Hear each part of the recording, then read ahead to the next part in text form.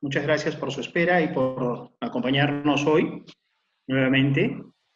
La Asociación de Grifos y Estaciones de Servicio del Perú tiene el gusto de contar hoy día con la presentación de dos excelentes profesionales médicos.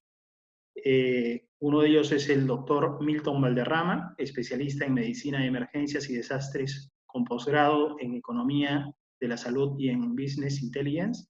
Y el otro es el doctor Gerson Díaz, especialista en medicina de emergencias y desastres, jefe del Departamento de Emergencia del Hospital Nacional Guillermo Almenara Irigoyen. Estamos ya listos para empezar y quiero, antes de hacerlo, agradecer muchísimo a ambos doctores por su amabilidad en poder brindar esta charla que creo que va a ser de muchísima importancia para nuestra actividad. Quiero mencionar además que ellos, en todo caso su presentación es gracias a la empresa Medicine, que es una empresa con muchos años ya especializada en el dictado de cursos presenciales y también basados en simulación con una metodología muy interactiva que permite un rápido aprendizaje. Así que en los temas médicos, por supuesto. Así que bueno, les voy a dar el pase a ellos y vamos a empezar con la presentación del día de hoy. Muchísimas gracias, doctor Gerson y doctor Milton. Gracias por acompañarnos. Renato, muchísimas gracias y gracias a todos los participantes. Hola Gerson, ¿qué tal? Gracias. ¿Qué tal, Milton? Gracias, Renato. Bien, permítanme apagar mi video para que no se sobrecargue la red y tengamos un poco más de fluidez. Ok. Bueno, hoy día vamos a hablar de tres aspectos importantes relacionados a nuestra actividad del día a día, nuestra actividad social, nuestra actividad laboral. Y es que está claro que nos hemos visto bastante, han cambiado las cosas indudablemente, dado a esta nueva pandemia que tenemos el día de hoy, ¿no? Que es el COVID. Y entonces nosotros vamos a enfocarlo desde tres puntos. Primero, para que tomes las adecuadas medidas de seguridad, tienes que entender claramente de qué se trata la enfermedad, tener la verdad e ir quitando esos mitos que hay al respecto. Es cierto, es una enfermedad nueva. Recién la estamos conociendo todos en el mundo, pero ya tenemos algo de información que nos puede permitir un buen conducir con respecto a la misma. En segundo lugar, vamos a ver cuál es el impacto que ha tenido, que está teniendo y que va a tener la enfermedad. Una enfermedad que ya casi tiene como 5 meses de aparición y que ya estamos hablando de millones de víctimas afectadas por esta enfermedad y de miles de muertes, como lo vamos a ver. Y finalmente, con estos conceptos claros, vamos a poder dialogar sobre las medidas que debemos de tomar en nuestra actividad laboral, cuando están en la estación de servicio, cuando están con los compañeros de trabajo, e inclusive cuando están en casa y cómo se conducen ahora por las distintas ciudades, sabiendo que existe este virus. Vamos para adelante. Entonces, vamos a hablar sobre las medidas sanitarias que hay que tener en las estaciones de servicio frente a este COVID. Miren, las infecciones respiratorias son producidas por diferentes virus a lo largo del año. Así tenemos que en el verano, en el otoño, en el invierno y en la primavera existe enfermedad respiratoria. Y todos sabrán de que nos da la gripe, ¿no es cierto? A todos nos da la gripe y siempre estamos con gripe, ¿no? Un resfrío común, porque el término adecuado, desde ahí podemos empezar, es resfrío común. Y es generalmente producida por estos famosos rinovirus. A todos nos da esta infección y la producen, como les digo, los rinovirus. Existen infecciones respiratorias también por virus que son propias de la estación del verano, lo que acaba de pasar, que es producida por los enterovirus. Y también existen enfermedades propias de la estación de invierno, donde está la influenza, que siempre hay influenza A, influenza B, y recordarán la influenza H1N1, que también fue una epidemia que pasamos. Y fíjense aquí, y hay coronavirus. Y coronavirus hay durante la estación de invierno. O sea, coronavirus, siempre ha habido coronavirus. El coronavirus es muy conocido. Pero este coronavirus que está atacando en forma pandémica es un coronavirus nuevo y eso tienes que tener en consideración. Y ahí estamos con este mal que nos ha separado de nuestra actividad cotidiana, ¿no es cierto? Y que tal cual como ustedes lo ven en esta gráfica, está eh, yendo por todas las calles y nos tiene a nosotros confinados en realidad, ¿no? ¿Cuál es el problema del coronavirus? ¿Por qué se ha vuelto en un problema tan importante? Se los muestro a continuación. Ese es el famoso coronavirus. Fíjense estas proteínas que tiene, es una esfera con unas proteínas y que produce, son importantes y le dan ese aspecto de corona.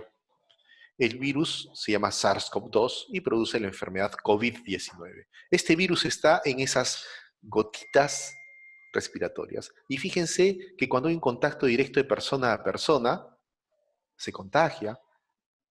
Cuando esta persona entra en contacto con otra persona, por ejemplo, solamente le da la mano el contacto físico, ya no solo el contacto directo, esta persona se contagia, se agarra, por ejemplo, la cara y se va a contagiar. O agarra un objeto inanimado y sigue contagiando a las personas. Entonces, el problema está en la alta contagiosidad que tiene este virus. Y esta característica del virus, como una corona, ¿no es cierto? Una corona de espinas en realidad, ¿no es cierto? Con estos ganchos, ¿sí? Estos ganchos o estas proteínas, son importantísimas porque estos van a ser sus medios de unión hacia las células normales del cuerpo. Y entonces, como el coronavirus está disperso por toda la ciudad, por todo lugar, en todas partes, vamos a ser muy proclives a que agarremos, traigamos a este coronavirus hacia nuestro cuerpo y el coronavirus pase a la vía respiratoria y nos infecte.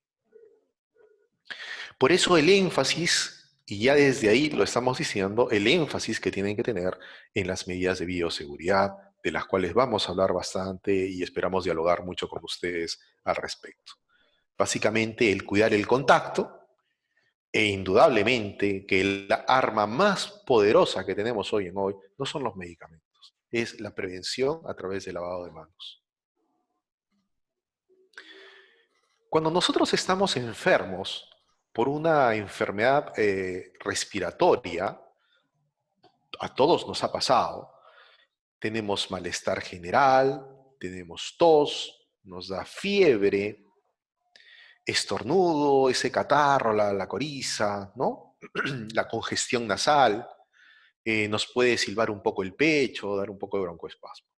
Sin embargo, estos últimos dos síntomas no son los característicos de la enfermedad COVID-19 producida por este coronavirus, sino los tres primeros, y los síntomas de alerta que debemos de tener es si es que hay malestar, si es que hay tos, una tos seca, ¿no?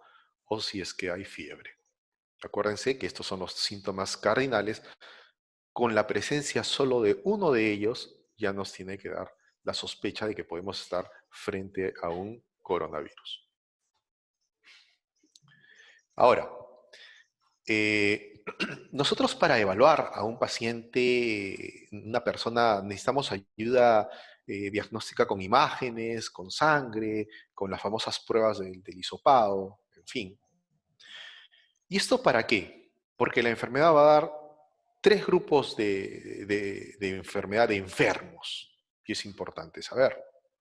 Afortunadamente, la gran mayoría va a estar en este rubro de personas con síntomas, pero que van a superar la enfermedad. En otras palabras, es como si nos estuviera dando un resfrío muy fuerte y tenemos que ir a casa y guardarnos en casa. Importantísimo, porque si nosotros, estando con la enfermedad, a pesar que ya nos sintamos mejor, seguimos teniendo contacto social, vamos a seguir perpetuando esta enfermedad, como lo vamos a ver más adelante. Afortunadamente, es la mayoría de personas. Otro grupo de personas aquejadas por COVID-19 va a tener que ser hospitalizada, y la razón de ser es que nos da una neumonía, ¿no? Nos inflama los pulmones y tenemos que tener un tratamiento hospitalario. Pero va a haber, lastimosamente, un tercer grupo de personas, como lo vamos a entender ahora, cuya enfermedad va a ser severa y van a tener que terminar en una unidad de cuidados intensivos, como lo están viendo aquí. ¿De acuerdo? Entonces, es muy importante que conozcamos el espectro de la enfermedad y digamos, bueno, ¿y de qué depende de que yo esté aquí? ¿De qué depende que pase a este otro grupo o que depende de que pase a este tercer grupo, en cuyo caso, lastimosamente, la mayor parte de las personas pierde la vida, pese a los esfuerzos que se hacen aquí localmente y en el mundo?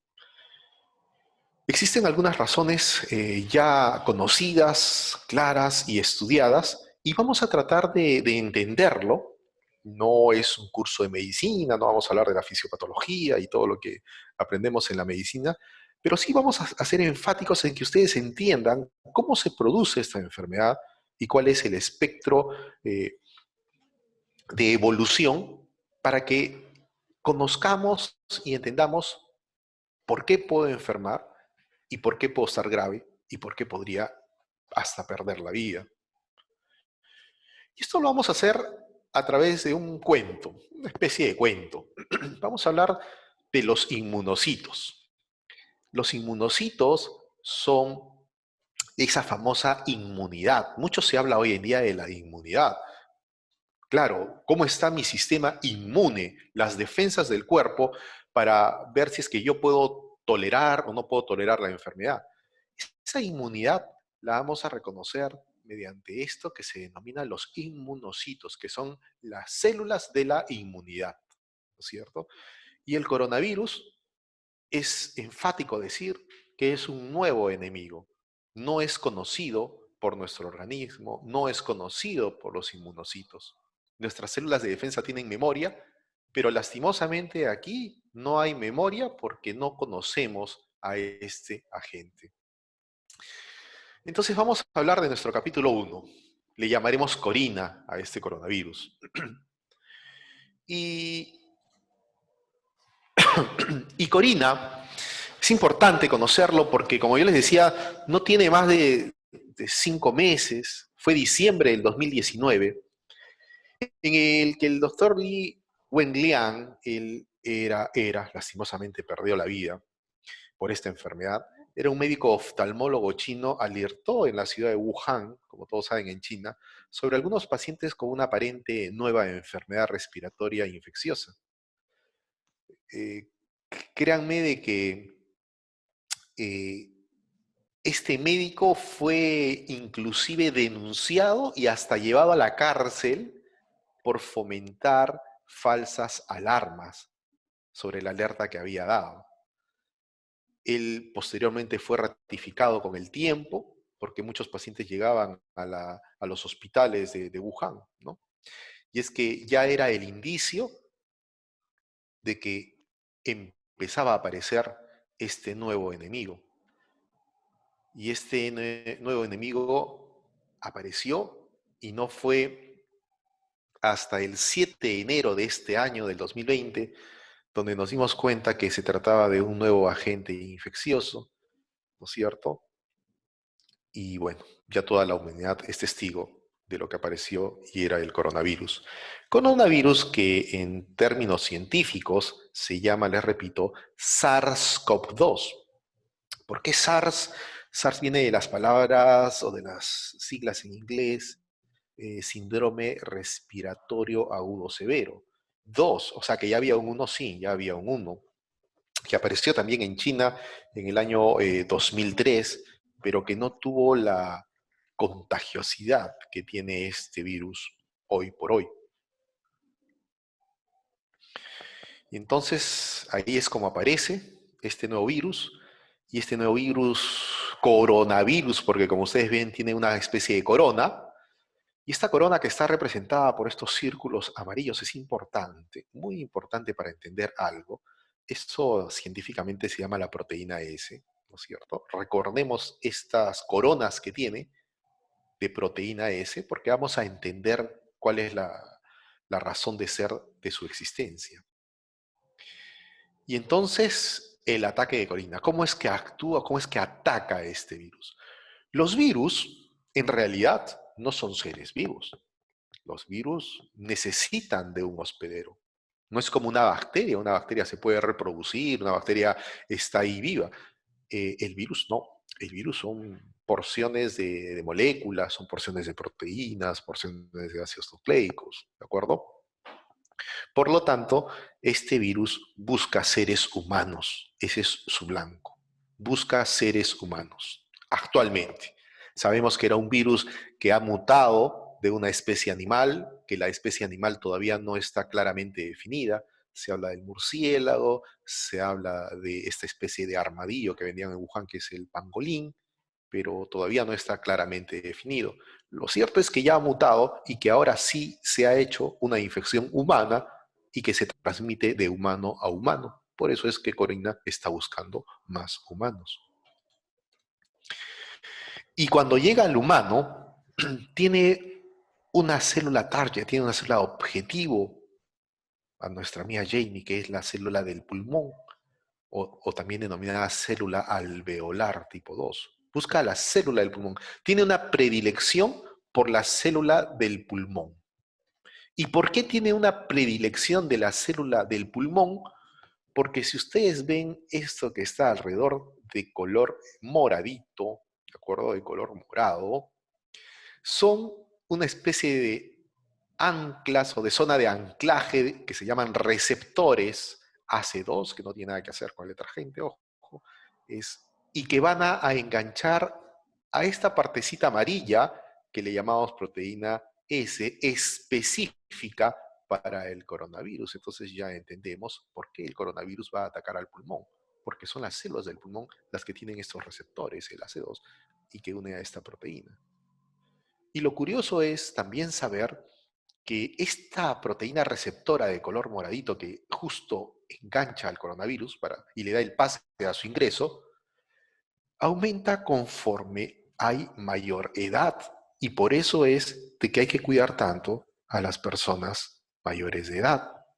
Y que esta es una enfermedad que hoy por hoy no se está presentando mucho, porque sí lo hay, pero no se está presentando mucho en los niños. Y estos receptores de acá están muy expresados en personas que sufren de la presión arterial, o sea, en los hipertensos. Por eso es de que también afecta más a los hipertensos, porque si hay más de estos receptores de color morado, voy a tener la capacidad de aceptar más coronavirus. Y es así como ataca. Y nuestras defensas del cuerpo, ¿qué pasa con nuestras defensas del cuerpo? ¿Qué pasa con nuestro sistema inmune, con nuestras células del sistema de defensa, los denominados inmunocitos? Entonces, lo que pasa con los inmunocitos es lo siguiente. Nuestro sistema de defensa del cuerpo, nuestro sistema de defensa, es un sistema de defensa súper poderoso. Elimina todo. Sí. Y ustedes me dirán, pero ¿y qué pasa? ¿Y por qué no le elimina el coronavirus? Pues la respuesta es, sí lo elimina y lo destruye totalmente. El problema es que están dormidos.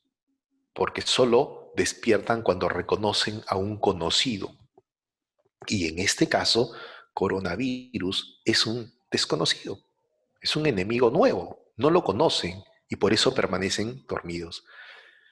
Y esto va a demorar días e inclusive semanas para que ellos despierten, se activen y den toda su respuesta. Son los famosos linfocitos, para ponerles un nombre. Entonces, ¿recuerdan a Jamie, que era nuestra célula del pulmón, la célula alveolar tipo 2, que está ya, miren, ya se ha infectado del virus? El virus entra a la célula y empieza a utilizar la maquinaria de esa célula para reproducirse e infectar nuevamente más células y más células y más células. Entonces, esta célula del pulmón lo que hace es emitir una serie de sustancias, estos círculos de color verde, que se van a llamar interferones, que van a interferir con el crecimiento viral, pero por sobre todo van a llamar a las células de defensa. Y empiezan a aparecer las primeras células de defensa. ¿Qué son ellas? ¿No es cierto? Una célula de defensa que se llama acá la célula dendrítica, que rápidamente agarra y se lo da a esta otra célula, ¿de acuerdo? Que es un macrófago, ¿sí? ¿Y qué hace?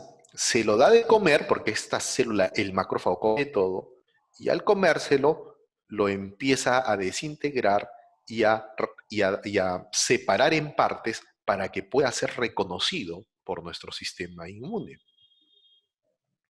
Entonces así, como empiezan los superpoderes, no diría yo los poderes, los superpoderes de los inmunocitos, ¿no? De nuestras células de defensa.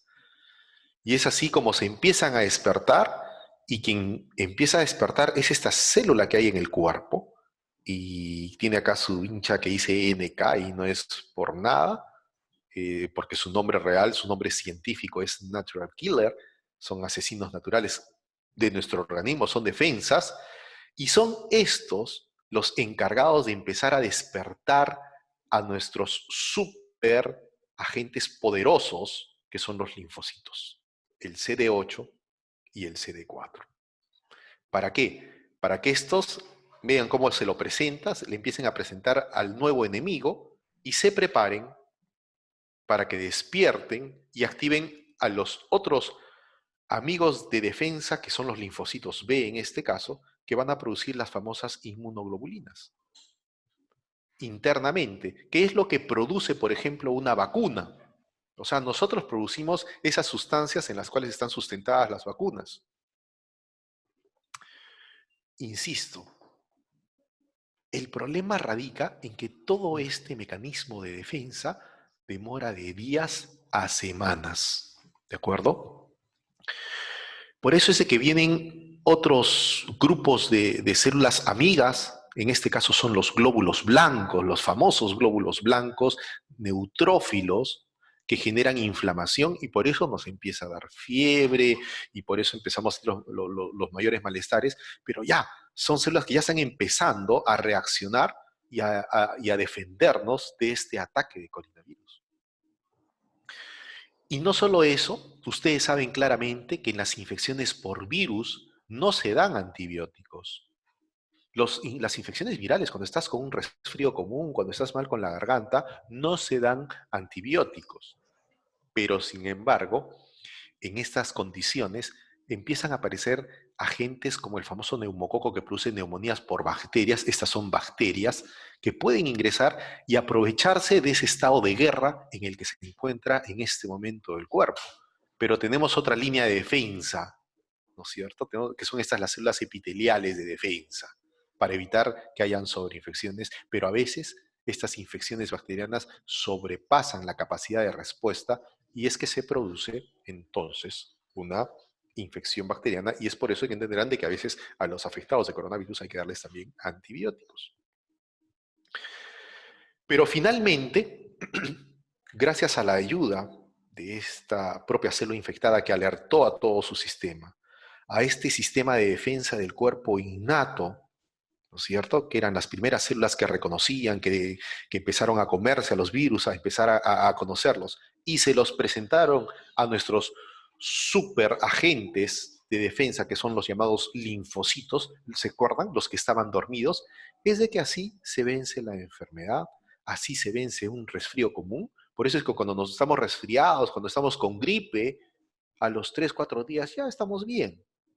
Y muchas veces no tuvimos que hacer mayor cosa, simplemente estar bien hidratados, tomar agua, algo caliente y ya está. Y es porque se había activado todo esto, ¿de acuerdo? Es que se había activado todo ese sistema. ¿Y nos podrá volver a dar un resfrío? Sí, claro, nos podrá volver a dar un resfrío, pero nunca más por el mismo agente que nos produjo este primer resfrío. ¿Por qué? Porque estos linfocitos, los superagentes que estaban dormidos, ya generan memoria. Y si vuelve a entrar otra vez ese virus, rápidamente se activan y lo destruyen. Y lo destruyen. Son superpoderosos. ¿Recuerdan la lámina donde coronavirus no quería despertarlos? Porque sabe que lo va a desintegrar inmediatamente. ¿De acuerdo? ¿Es importante que nuestro sistema inmune esté reforzado? Sí, por supuesto. Y esto parte fundamentalmente de algunas consideraciones. La nutrición, estar con una nutrición adecuada, tener un buen equilibrio entre los carbohidratos, los azúcares, las proteínas, hacer un equilibrio entre los buenos ácidos grasos que debemos ingerir. Evitar el estrés. Tus horas de sueño deben ser importantes para mejorar este sistema inmune. Y la actividad física, pero una actividad física limitada, no una actividad física extenuante, ¿no? Eso no es un buen ejercicio. Eso inclusive puede empeorar tu sistema inmune. Y así se gana la guerra. Sin embargo, existe un problema. Así ganamos la guerra y ahí están todas nuestras células de defensa del cuerpo. Recuerden estos superpoderosos linfocitos, ¿de acuerdo? Los linfocitos T y los linfocitos B, los que producen los anticuerpos, ¿no? Hemos sabido hablar mucho de los anticuerpos, pues son producidos por eso. Entonces, estos tres de acá son la superlínea de defensa y estos son la línea de primer ataque, ¿no es cierto? Todos trabajando en conjunto se vence al virus. Y por eso es que personas que enferman, por eso es que personas que enferman, que es la mayoría afortunadamente, no necesitan a veces ni siquiera ir al hospital, es decir, no desarrollan ni siquiera una neumonía. Y lo otro es de que tranquilamente en casa pueden hacer que sus inmunocitos libren la batalla, ganen y se reintegran sin ningún problema. El problema viene en que esta batalla tiene algunos peligros, ¿no? Tiene algunos peligros. Y los peligros a los que conlleva esta batalla son, primero, ¿se acuerdan de esto de color morado? ¿Se acuerdan que eran los receptores que unen al coronavirus, que le permiten el ingreso al coronavirus? Pues perfecto. No solamente el pulmón tiene estos receptores, también los tiene en menor parte, pero los tiene el riñón. Y entonces, y los tiene el corazón, y lo tienen los vasos sanguíneos, específicamente su endotelio. Entonces el coronavirus también puede ir a atacar a esos órganos. Pero más importante aún, y ojo con esto, es de que a veces nuestro sistema de defensa del cuerpo enloquece, por así decirlo. ¿Se acuerdan que estas eran las células buenas, las células que nos daban la buena actividad, que nos ayudaban? Pero a veces estas células se hiperactivan y al hiperactivarse empiezan a liberar una serie de sustancias, o sea, todas sus armas empiezan a disparar, a bombardear y se vuelven mucho más peligrosos que el propio virus, que el propio coronavirus. Nuestros agentes de defensa eran tan fuertes que lo aniquilaban a coronavirus, pero se han vuelto son tan poderosos que si se hiperactivan, y esto sí que ven como una tormenta, tiene un nombre científico, nosotros en medicina lo denominamos la tormenta de citoquinas, pues van a producir mucho mayor compromiso pulmonar, mucha mayor inflamación, mucho mayor daño a los órganos vitales, nuestras propias células, y es por eso de que hay casos graves y que muchas veces los casos graves se tornan algo irrecuperables, ¿no? Y esto es lo que produce la muerte del coronavirus. Entonces, el coronavirus mata o porque empieza a infectar más células fuera del pulmón, o porque hiperactiva a nuestro sistema de defensa, a nuestros inmunocitos, al sistema inmune. ¿De qué depende? Depende de que tempranamente la lucha haya sido librada, y para eso tu sistema inmune debe estar poderoso, nutrición, tus horas de sueño, actividad física, evitar el estrés. Depende un poco de una condición innata de la persona, ¿no es cierto? Y depende de la carga viral que estás teniendo, que está dada por los factores de riesgo, la edad, la obesidad, las enfermedades concomitantes. Ya entendemos por qué la hipertensión arterial, ¿no? La presión alta produce más porque hay más receptores de coronavirus. Y este es el esquema por el cual nosotros podemos infectarnos. Bien.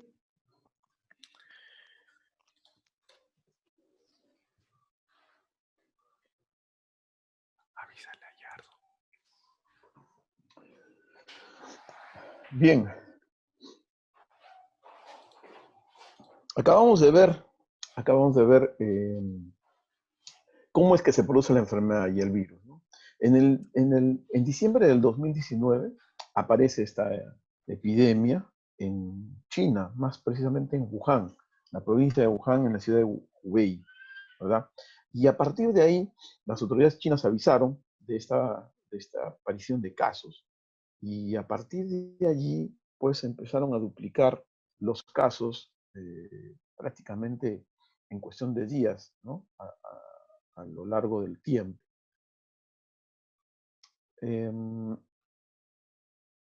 Hola, Milton. Entonces, vamos a ver un mapa de lo que está pasando ahora, ¿no? Prácticamente desde el mes de enero hasta la fecha, la evolución de esta epidemia se ha ido a todo el mundo.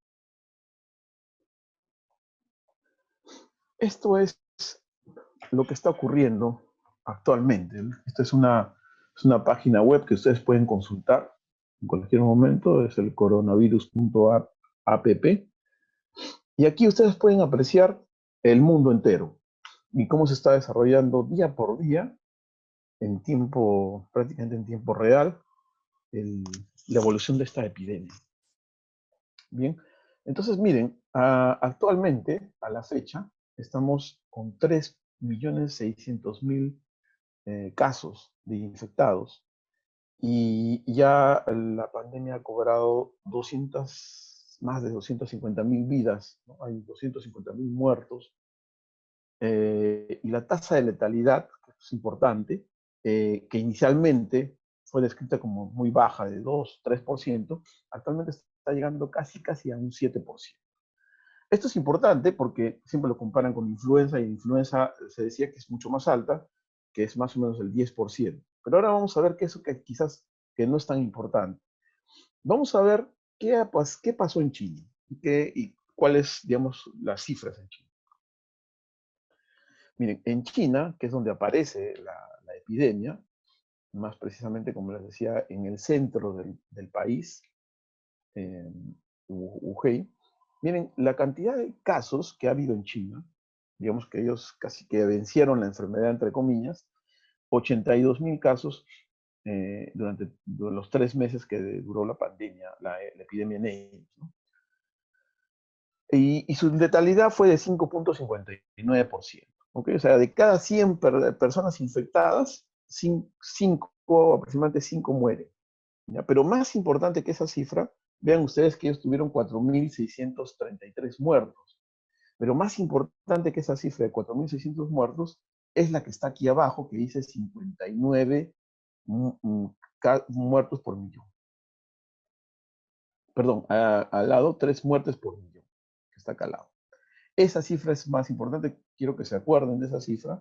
Y ahora nos vamos a ir a Italia, perdón, a Italia, sí, a Italia nos vamos a ir porque Italia y España fueron dos de los países europeos más representativos en este problema. Fíjense ustedes, hasta la fecha Italia todavía no ha vencido la epidemia. Ellos empezaron un poco antes que nosotros, pero sus medidas de confinamiento fueron más relajadas al inicio. Y ellos han tenido un total de 211.000 casos, prácticamente el triple de lo que tuvo China, ¿cierto? La letalidad, por supuesto, ha sido mucho más alta, 13.7%, o sea, 13 de cada 100 fallecieron. En total han tenido casi 30.000 muertos, ¿no? Comparado con China es bastante alto. Y quiero que vean la cifra de muertes por millón, como les decía, esto es lo más importante. A diferencia de China, China describe una mortalidad de 3 muertos por millón de habitantes. Italia llega a 480, ¿ok? Recuerden esas dos cifras, nos vamos a ir a España. Quiero que veamos España. Ustedes pueden hacer esto en casa, pueden repasar de cualquier país del mundo. Solamente vamos a ver los países más importantes, igual más importantes, representativos de esta pandemia. España, casi un número muy parecido que Italia, 248.000 casos, ¿verdad? Su tasa de letalidad fue ligeramente menor que la de Italia, pero bastante alta, igual, 10%, o sea, 10 de cada 100. 25.000 muertos, muy parecida a la italiana, fíjense, en total, pero ellos todavía tampoco han vencido totalmente la epidemia, han relajado ya sus medidas de confinamiento, pero siguen teniendo el virus, ¿verdad? Y han tenido una cantidad de muertes de 541 muertes por millón de habitantes. También muy parecida a la italiana, pero muy por encima de la china, que era de 3 por millón. Ahora nos vamos a ir a Estados Unidos, que en Estados Unidos también ha golpeado fuertemente esta epidemia. Fíjense, en total 1.200.000 infectados, 5.7 de letalidad, más alta que la China, a pesar de toda la tecnología que tienen los norteamericanos, y 70.000 muertos en total hasta la fecha. Pero vean ustedes las muertes por millón, 211 muertes por millón. Y eso no es nada despreciable, porque es mucho, mucho por encima de lo que tuvo China, que fue 3, recuerden, y casi que acercándose a Italia y España. Pero ojo, Estados Unidos es un país muy grande, y hay estados que han sufrido más que otros. Washington ha sido uno de esos, y Nueva York ha sido el otro. Veamos, vamos a Nueva York, y en Nueva York vamos a ver que a esto sí realmente ha sido un golpe muy duro para los neoyorquinos. Miren, 326.000 casos hasta la fecha. O sea, 4 veces más de lo que tuvo China, toda la población de China. Letalidad de 7.6, bastante alta, ¿sí? Bastante alta sobre su promedio nacional. Y el total, miren, esto es 24.000 muertos, muy parecida a la cifra de Italia y de España, pero miren la cantidad de muertes por millón. Duplica la cifra que ha tenido España y Italia. Y lo hemos visto en televisión, ¿no? La cantidad de muertos en las calles y fuera de los hospitales. Muy parecido a lo que nos está pasando hoy en día aquí en Lima. 1.272 muertes por millón. Ahora vámonos a Sudamérica. ¿Qué está pasando en Sudamérica? No voy a hablar de todos los países, vamos a hablar de los más representativos. ¿Quién está en primer lugar en infectados y en muertos? Brasil. A ver, ustedes van a ver en Brasil que tienen 105.000 casos, ¿verdad? De los cuales 7.000 muertos, ya están muy por encima de nuestra cifra, pero acá hay un detalle, ellos tienen mucha más población, su tasa de letalidad es 6.9, está por encima de la norteamericana, debajo de la española, por encima de la china también, así que no están muy bien tampoco. Pero ellos tienen una cantidad de muertes de 34 muertes por millón de habitantes, ¿ya? Entonces, quiero que ahora enfoquémonos un poco en Sudamérica. 34 muertes por millón. Recuerden que España e Italia están alrededor de 500, China fue solamente 3 muertes por millón y Nueva York 1.200, ¿verdad? Estados Unidos 200. Ahora vámonos a Ecuador. Ecuador es el segundo país que más ha sufrido, pero en realidad es el primero, el que más ha sufrido realmente.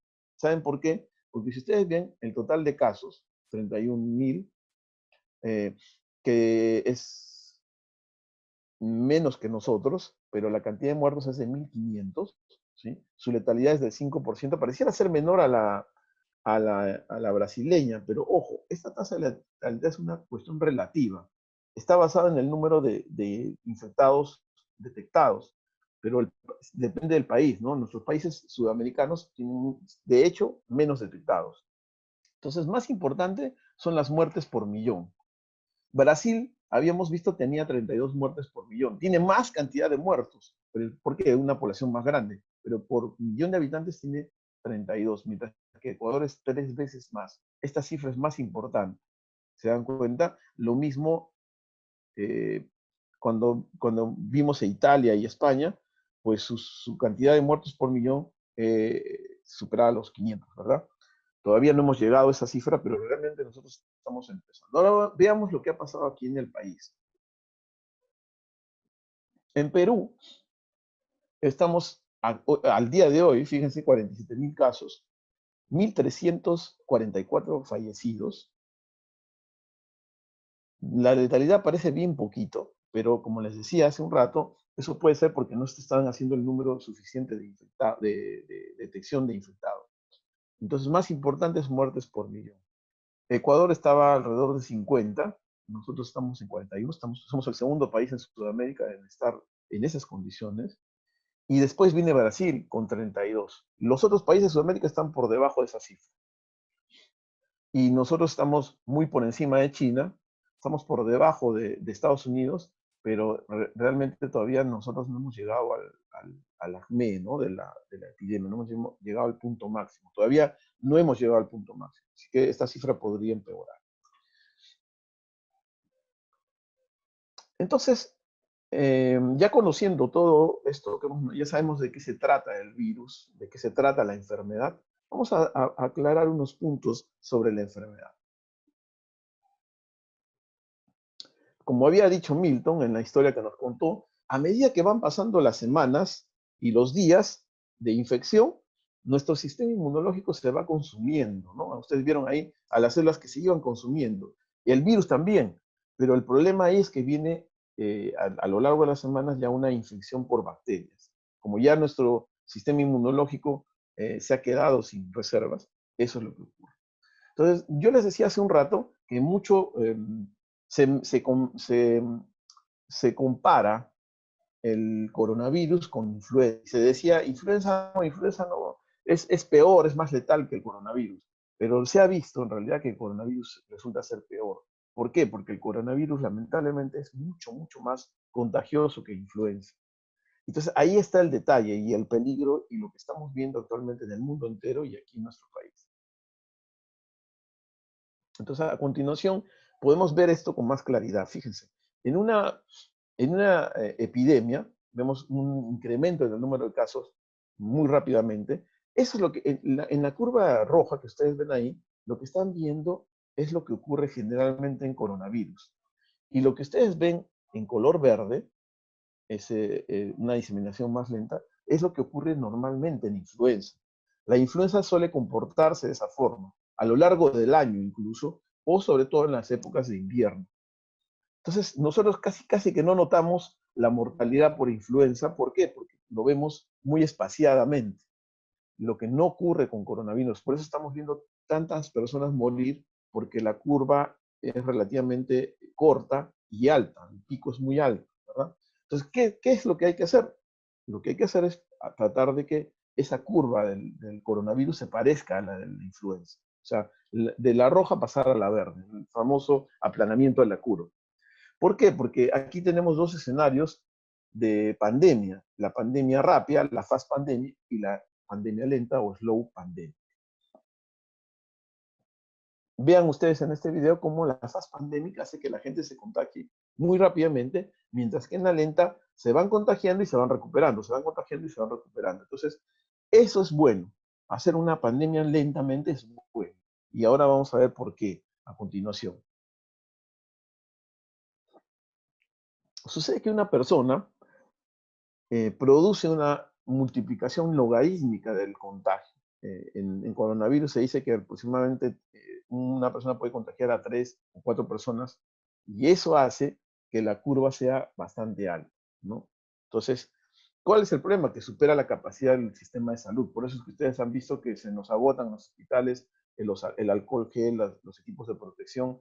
Y no solo eso, el personal de salud se agota y empieza a enfermarse. Entonces, sobre un sistema de salud que ya de por sí está carente, lo opacamos más, o sea, se deprime más el sistema de salud. Nosotros en nuestros hospitales, acá en Lima, ya estamos viendo eso, ¿no? No solamente nosotros ya teníamos limitaciones para poder actuar con los pacientes, ya existía esa limitación desde más antes, pero ahora, lamentablemente, por efecto de esta cantidad de casos enormes que hemos tenido como una avalancha o tsunami de pacientes, como le suelo decir yo, entonces nuestra capacidad se ha visto mermada porque el personal empieza a entrar en un estado de estrés emocional. Pero no solamente eso, sino que se empieza a infectar también el propio personal y tiene que alejarse de la atención. Entonces, sobre una cantidad de médicos, enfermeras y técnicos que teníamos, esta se va deprimiendo más. Entonces, ¿qué ocurre con esta situación? A continuación lo vemos. Lo que sucede es que lo que sucede es que las epidemias rápidas, las fast pandemic, como el coronavirus, no te limitan el sistema de salud por esto. Tú tienes un número limitado de camas y los pacientes empiezan a ocupar las camas y ya los pacientes nuevos que van viniendo ya no tienen dónde ocupar esos espacios. En cambio, a continuación vamos a ver qué ocurre en una pandemia lenta. Los pacientes van ocupando las camas, ¿sí? Se van recuperando, van saliendo de la cama y van permitiendo el acceso a más pacientes. El objetivo, entonces, en una pandemia es aplanar la curva, hasta que tengamos una vacuna, porque eso es lo único que va a poder controlar, entre comillas, el desarrollo del virus. A continuación vemos, sin embargo, estrategias que nos pueden ayudar a aplanar esa curva. Lo primero y más importante es el distanciamiento social. Hay que estar a una distancia por lo menos de metro y medio o 2 metros, no abrazarse, no estrecharse las manos y no dar besos. Eso es fundamental, como una medida de distanciamiento social. Pero también tenemos una segunda medida muy importante a continuación, que es esta. Y ustedes la habrán escuchado seguramente en todos los noticieros y televisión, lavado de manos. El lavado de manos es fundamental. ¿Por qué? Porque el lavado de manos, pues, te permite eliminar al virus, porque el virus tiene una capa de grasa y el jabón lo que hace, aparte del agua, lo que hace es barrer los virus y te tienes que lavar también las manos como si tú estuvieras agarrando rocoto y después de agarrar rocoto te vas a poner tus lentes, lentes de contacto. O sea, así tal y como tuvieras que lavarte las manos después de agarrar rocoto y agarrarte los ojos, así es como tiene uno que lavarse las manos todo el tiempo. Entonces, vamos a ver a continuación qué es lo que conseguimos con esto. Lo que conseguimos con esto es ayudar a estos tres tipos de profesionales. Los profesionales de salud, los profesionales que nos atienden en diversas empresas y oficios, como ustedes, por ejemplo, y a los policías y fuerzas de la ley, ¿no? Y esto es por la razón por la cual la mayor parte de países en el mundo han ordenado el confinamiento y mantener a las personas en sus casas. La idea es que la curva se aplane lo más posible para que el sistema de salud no colapse. Fíjense ustedes que a pesar de todas las medidas que ha tomado el gobierno para esto, y quizás muy precoz comparado con España o Italia, nosotros ya estamos prácticamente llegando a un colapso estamos llegando a un colapso de las medidas de los sistemas de salud hospitalarios. La siguiente, por favor. Vamos a ver que el confinamiento sí, a nadie nos gusta. El confinamiento no nos gusta, pero esto es apropiado para la salud colectiva. ¿De acuerdo? El aplanar la curva, el hacer que la epidemia no sea rápida, sino sea lenta, va a permitir que podamos atender más pacientes. ¿Sí? Entonces, realmente la solución de este gran problema está en nuestras manos. Y esto es literal, ¿no? Literal, ¿por qué? Porque está en nuestras manos en el sentido de tomar las medidas de distanciamiento social y el lavado de manos, ¿no? Eso, digamos, son las medidas fundamentales para evitar la transmisión del virus. Como lo había dicho Milton, la principal forma de contagio es a través de las gotas respiratorias de una persona cuando tose, estornuda o cuando habla, y sobre todo cuando está cerca. Pero también si esa persona infectada nos estrecha la mano, nos abraza, o cuando esta persona toca estructuras o superficies que también nosotros tocamos, ¿no? Esas son las formas de contagio y por eso es que esta imagen es ilustrativa. La siguiente, por favor. Bien, esta es la tercera sección de esta exposición, de esta presentación que les estamos haciendo, y es quizás lo más importante, pero era fundamental que ustedes conocieran de qué trata el virus, de qué trata la enfermedad, y de qué trata hacer medidas de contención social, ¿no? Como se han hecho hasta el momento. Ahora vamos a irnos más a lo específico, más a lo que ustedes desarrollan en el día a día. Y vamos a hablar un poco de la guía general de medidas preventivas frente al COVID-19 en las actividades ya laborales en las diferentes empresas y más específicamente en caso de ustedes, ¿no? La siguiente. Bien, vamos a hablar en primer lugar desde que uno está en su casa y tiene que desplazarse hacia su centro de trabajo, ¿verdad? Entonces, en el desplazamiento hay posibilidades de contagiarnos, ¿correcto? Por lo tanto, tenemos que tomar algunas medidas para prevenir este contagio. ¿Cuáles son estas medidas? Primero, que los medios de transporte pues, son por lo menos estos 4 que ven ustedes ahí. Así es que el primer medio de transporte es el vehículo personal.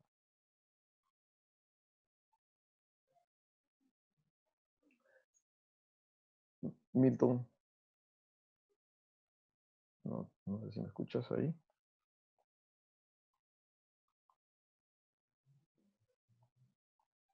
Hola. Hola. Hola. Hola. ¿Se escucha? Disculpen, ¿se escucha? No les... Me parece que no.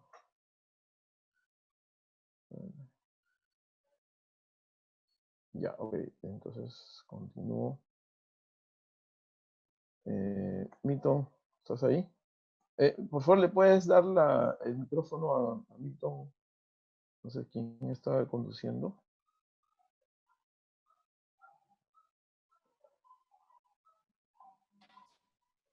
Ok, gracias.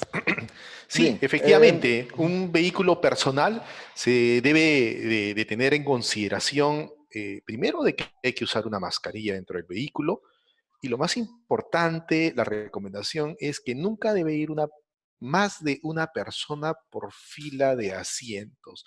Normalmente los vehículos tienen 2 filas de asientos, pues tendrá que ir una persona adelante, el conductor, y una persona atrás. Si, por ejemplo, estuvieras en un vehículo de 3 filas de asiento, tendrá que ir 1, 2 y 3 personas. Solamente una persona por fila de asientos. Importante también que tras la utilización de este vehículo personal proceda una desinfección. Pero no solamente puedes ir en un vehículo personal, podrías ir en transporte público. Efectivamente, en el transporte público hay que tomar bastantes precauciones, dado que los transportes públicos pueden ser fuentes muy probables de infección. Hay que tratar de mantener siempre una distancia de por lo menos 1,5 a 2 metros entre persona y persona, de los que viajan en ese vehículo. En la medida, de hecho, la recomendación es sí llevar mascarilla, ¿verdad? Nuestra recomendación es que siempre porten uno de estos contenedores con alcohol gel, porque los guantes pueden ser de alguna manera controversiales. A veces uno se pone los guantes y se confía y realmente ahí está llevando el virus también. Entonces, Mejor es usar una mascarilla y cada vez que tenga contacto con alguna superficie, frotarse con las manos con el alcohol gel. También tenemos el transporte corporativo. Transporte corporativo que generalmente se caracteriza por buses con varias filas, varios asientos y que la recomendación será de que se mantenga una separación de un asiento ocupado. Por lo tanto, las personas tendrían que estar dejando cada un asiento para distribuirse dentro de este bus. La posición diagonal entre las filas de asiento es importante y una muy clara recomendación es que si utilizan un transporte corporativo, o que también puede ser un bus público, ¿no? Al fin y al cabo, que la duración del trayecto no sea más allá de 60 minutos. Ciudades como la nuestra, por ejemplo, toma esos tiempos y mucho más a veces, por lo tanto, el transporte de estas características no sería muy recomendable. Les recomendamos que deban acceder y salir del autobús siempre por la puerta trasera, y que la desinfección del vehículo, al igual que era para el vehículo personal, debe de ser siempre tras la utilización del mismo. Pero tienes una cuarta opción, que vayas caminando al trabajo. Exacto, y quizás una de las mejores, ¿no? Obviamente puede ser en algunos casos difícil, pero de hecho, desde el punto de vista de prevención de la enfermedad, quizás es una de las mejores. Igual, siempre hay que tener algunas precauciones. Primero, que hay que usar mascarilla. Segundo, que hay que tratar de estar siempre un poco, si hay varias personas, un poco a distancia, guardando una distancia de 1,5 metros o 2 metros, con las personas que están caminando en la misma dirección, ¿cierto? Y siempre no recuerden llevar un contenedor de alcohol gel para que cuando ustedes cojan una superficie, la que sea, puedan frotarse las manos con alcohol. La siguiente. Entonces hemos visto al traslado hacia el centro de trabajo. ¿Qué debemos hacer al ingresar al centro de trabajo? ¿Verdad? Lo primero que tendríamos que hacer es evitar las aglomeraciones, ¿no? Y porque hay ingresos a zonas comunes, las puertas, pues está claro que hay que evitar las aglomeraciones. Efectivamente, y en segundo lugar, evitar el contacto físico. O sea, el saludo es ser a distancia, no estrecharse las manos, no abrazarse y no saludarse con besos. Y seguimos insistiendo en el lavado de manos. Ustedes llegan al centro de trabajo, se lavaron las manos antes de salir de casa, y llegan al centro de trabajo y se tienen que volver a lavar las manos. Es correcto, Milton. Y no solamente el lavado de manos, como decíamos, durante el traslado, usar esto, el alcohol gel. Es lo que conocemos nosotros en la parte médica como higienizar las manos, ¿verdad? Pero además hay que colocarse la protección personal, que es el uso de una mascarilla y el uso de los guantes, pero con cierta precaución. Nosotros realmente preferimos, además de los guantes, porque en realidad los guantes habría que cambiarse después de cada transacción, por ejemplo, de dinero, ¿no? Es el lavado de manos. Eso es fundamental. Así es, Gerson. Y está claro que aun cuando lleves puestos estos equipos de protección individual, debes evitar tocar tu rostro, tocarte los ojos, tocarte la nariz, tocar la boca, tocar la mascarilla. Definitivamente eso es algo que se tiene que evitar. Y efectivamente, después de ya estar en el trabajo, has llegado al trabajo, puede ocurrir que tienes reuniones en el centro de trabajo y ahí también tienes que tomar ciertas medidas. Y esas medidas son la distancia de seguridad, o sea, mantener dentro del sitio donde se van a reunir, en la medida de lo posible deben ser la menor cantidad, menor cantidad de reuniones posibles, ¿sí? Y hay que mantener pues siempre esta distancia de 2 metros por lo menos. En la medida que sea posible, como lo estamos haciendo ahora, las plataformas virtuales, promover el teletrabajo cuando se pueda realizar. En la reunión, usar mascarilla. Si es que tienen que hacer necesariamente una reunión con presencia física, necesariamente deben usar mascarilla. Los guantes, nuevamente, algunos lo recomiendan, nosotros preferimos que tengan ustedes en su sitio de reunión un dispositivo para alcohol gel y usar el alcohol gel cada vez que haya una interacción. Y está claro que un pilar de protección es la limpieza. Por eso desinfectar siempre el área donde hemos estado reunidos, la sala de desinfectarse tanto antes del comienzo de la reunión como después de la misma. Cierto, Milton. Y para hacer la desinfección, pues es muy sencillo. Con estas soluciones de hipoclorito de sodio, o sea, la famosa lejía, es suficiente, ¿verdad?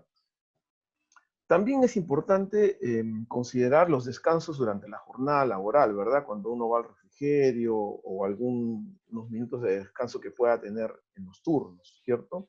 Entonces sí es importante que en los descansos por turno también mantener un distanciamiento social, ¿verdad, Milton? Evitando la conglomeración y respetando, ahora sí tenemos que ser muy estrictos, respetando los aforos máximos, Gerson.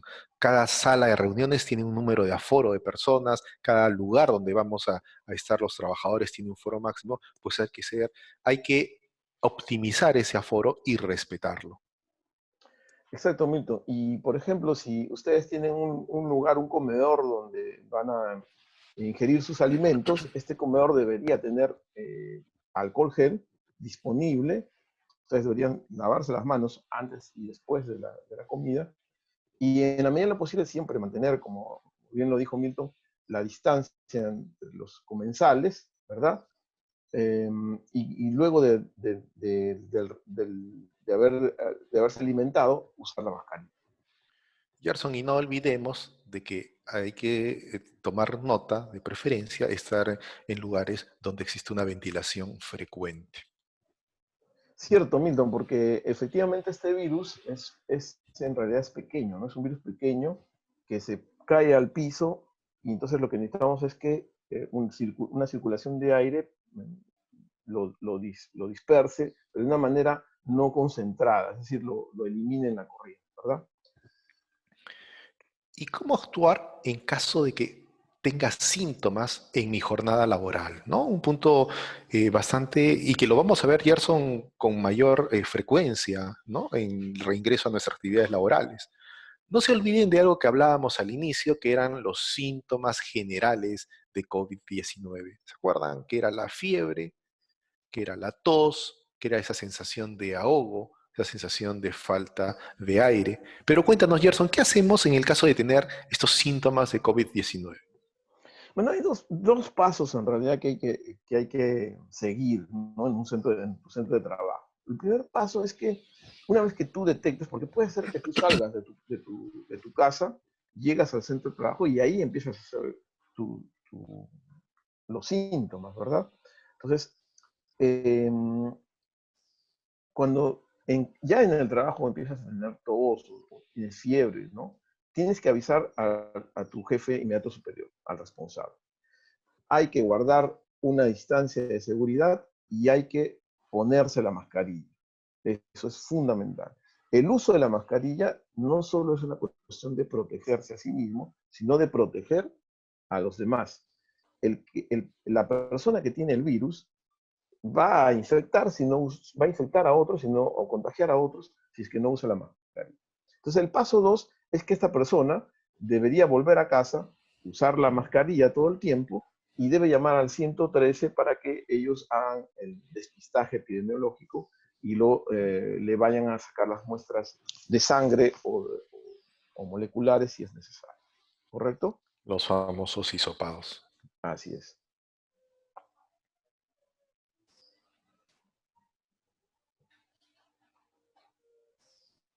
Y en la estación de servicio, cómo nos vamos a manejar en la estación de servicio?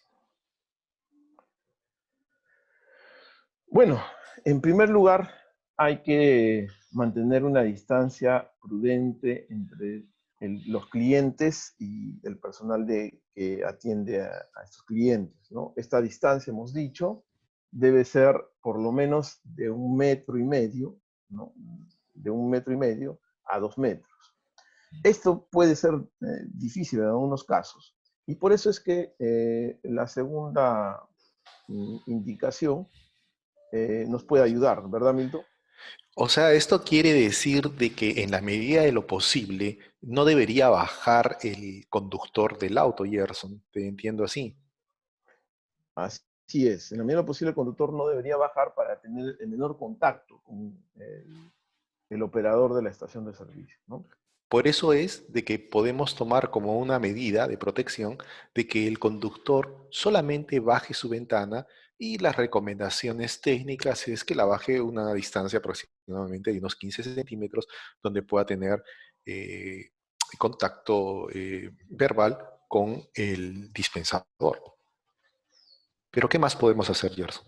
Es cierto. Y es importante, pues, evitar, después de cada transacción, después de cada operación con el cliente, uno debe higienizarse las manos, en la medida de lo posible lavarse, ¿sí? Pero puede ser que tengamos muchos clientes en cola, ¿verdad? Entonces, en cada cliente es importante que después de cada atención con cada cliente, higienizarse las manos con alcohol gel, debes tener alcohol gel y usar la mascarilla, como está ya en la cuarta precaución que estamos poniendo aquí. Y higienizarse es fundamental. Entonces, otra medida adicional es poder usar lentes, ¿no? de protectores, además de la mascarilla, Y de hecho por se la los cercanía con... recomendamos. Sí, de hecho recomendamos el uso de lentes, de mascarilla y de la higienización de las manos. Bien, mostramos aquí una forma, porque les decíamos, ¿no? Digamos, las dos medidas principales para evitar el coronavirus son el lavado de manos y el distanciamiento social. Por lo tanto, el lavado de manos debe ser muy, muy bien hecho. Este video que les vamos a poner a continuación muestra este detalle. Se van a dar ustedes cuenta porque, y esta persona se pone guantes para que ustedes se fijen cómo es que uno debe cubrir toda la superficie de la mano, en la palma y en el dorso, completamente para poder lavarse las manos. Primero se lava la palma, las palmas de las manos, se las frota, ¿verdad? Fíjense cómo ahí cubre todas las palmas. Luego entrelaza los dedos, ¿sí? Para que las zonas interdigitales se cubran de jabón y agua. Y luego, por el dorso de la mano, hace una frotación del dorso en ambas manos. Es el tercer paso, ¿no? Después de esto, ¿qué es lo que nos queda sin superficie limpia? Los nudillos de los dedos. Entonces, como los nudillos no están limpios, hacemos esa suerte de agarrarse los dedos uno frente al otro y frotarlos. Y luego nos quedan los dedos pulgares. Entonces, para los dedos pulgares se frotan como si estuvieras enrollando, ¿no? Uno y otro. Y solo nos queda un poquito, un pedacito ahí en las muñecas. Y ahí, bueno, las uñas, en realidad las uñas es el paso más importante, que es una zona contaminada. Y entonces prácticamente está todo, toda la superficie cubierta. Acabas con la parte de la muñeca. ¿Correcto? Entonces, esos son los pasos correctos para el lavado de manos. Todos esos pasos hay que hacerlos para poder tener un adecuado lavado. ¿Verdad, Milton? Perfecto, Gerson. Así es. Y efectivamente yo creo que si tomamos todas estas medidas, vamos a evitar contagiarnos del virus. Y si es que lo tenemos, vamos a evitar seguir propagándolo y que esta pandemia se perpetúe mucho más del tiempo que estoy seguro que no queremos tenerlo. Bien, gracias Gerson y gracias a Gracias, Milton. todos los que nos han Gracias, Renato. escuchado. Gracias a todos. Creo que ahí hay algunas preguntas, ¿verdad? Renato, tú dirás, y tú nos dirás si pasamos una rueda de preguntas. Sí, Gerson y Milton, muchas gracias por su exposición.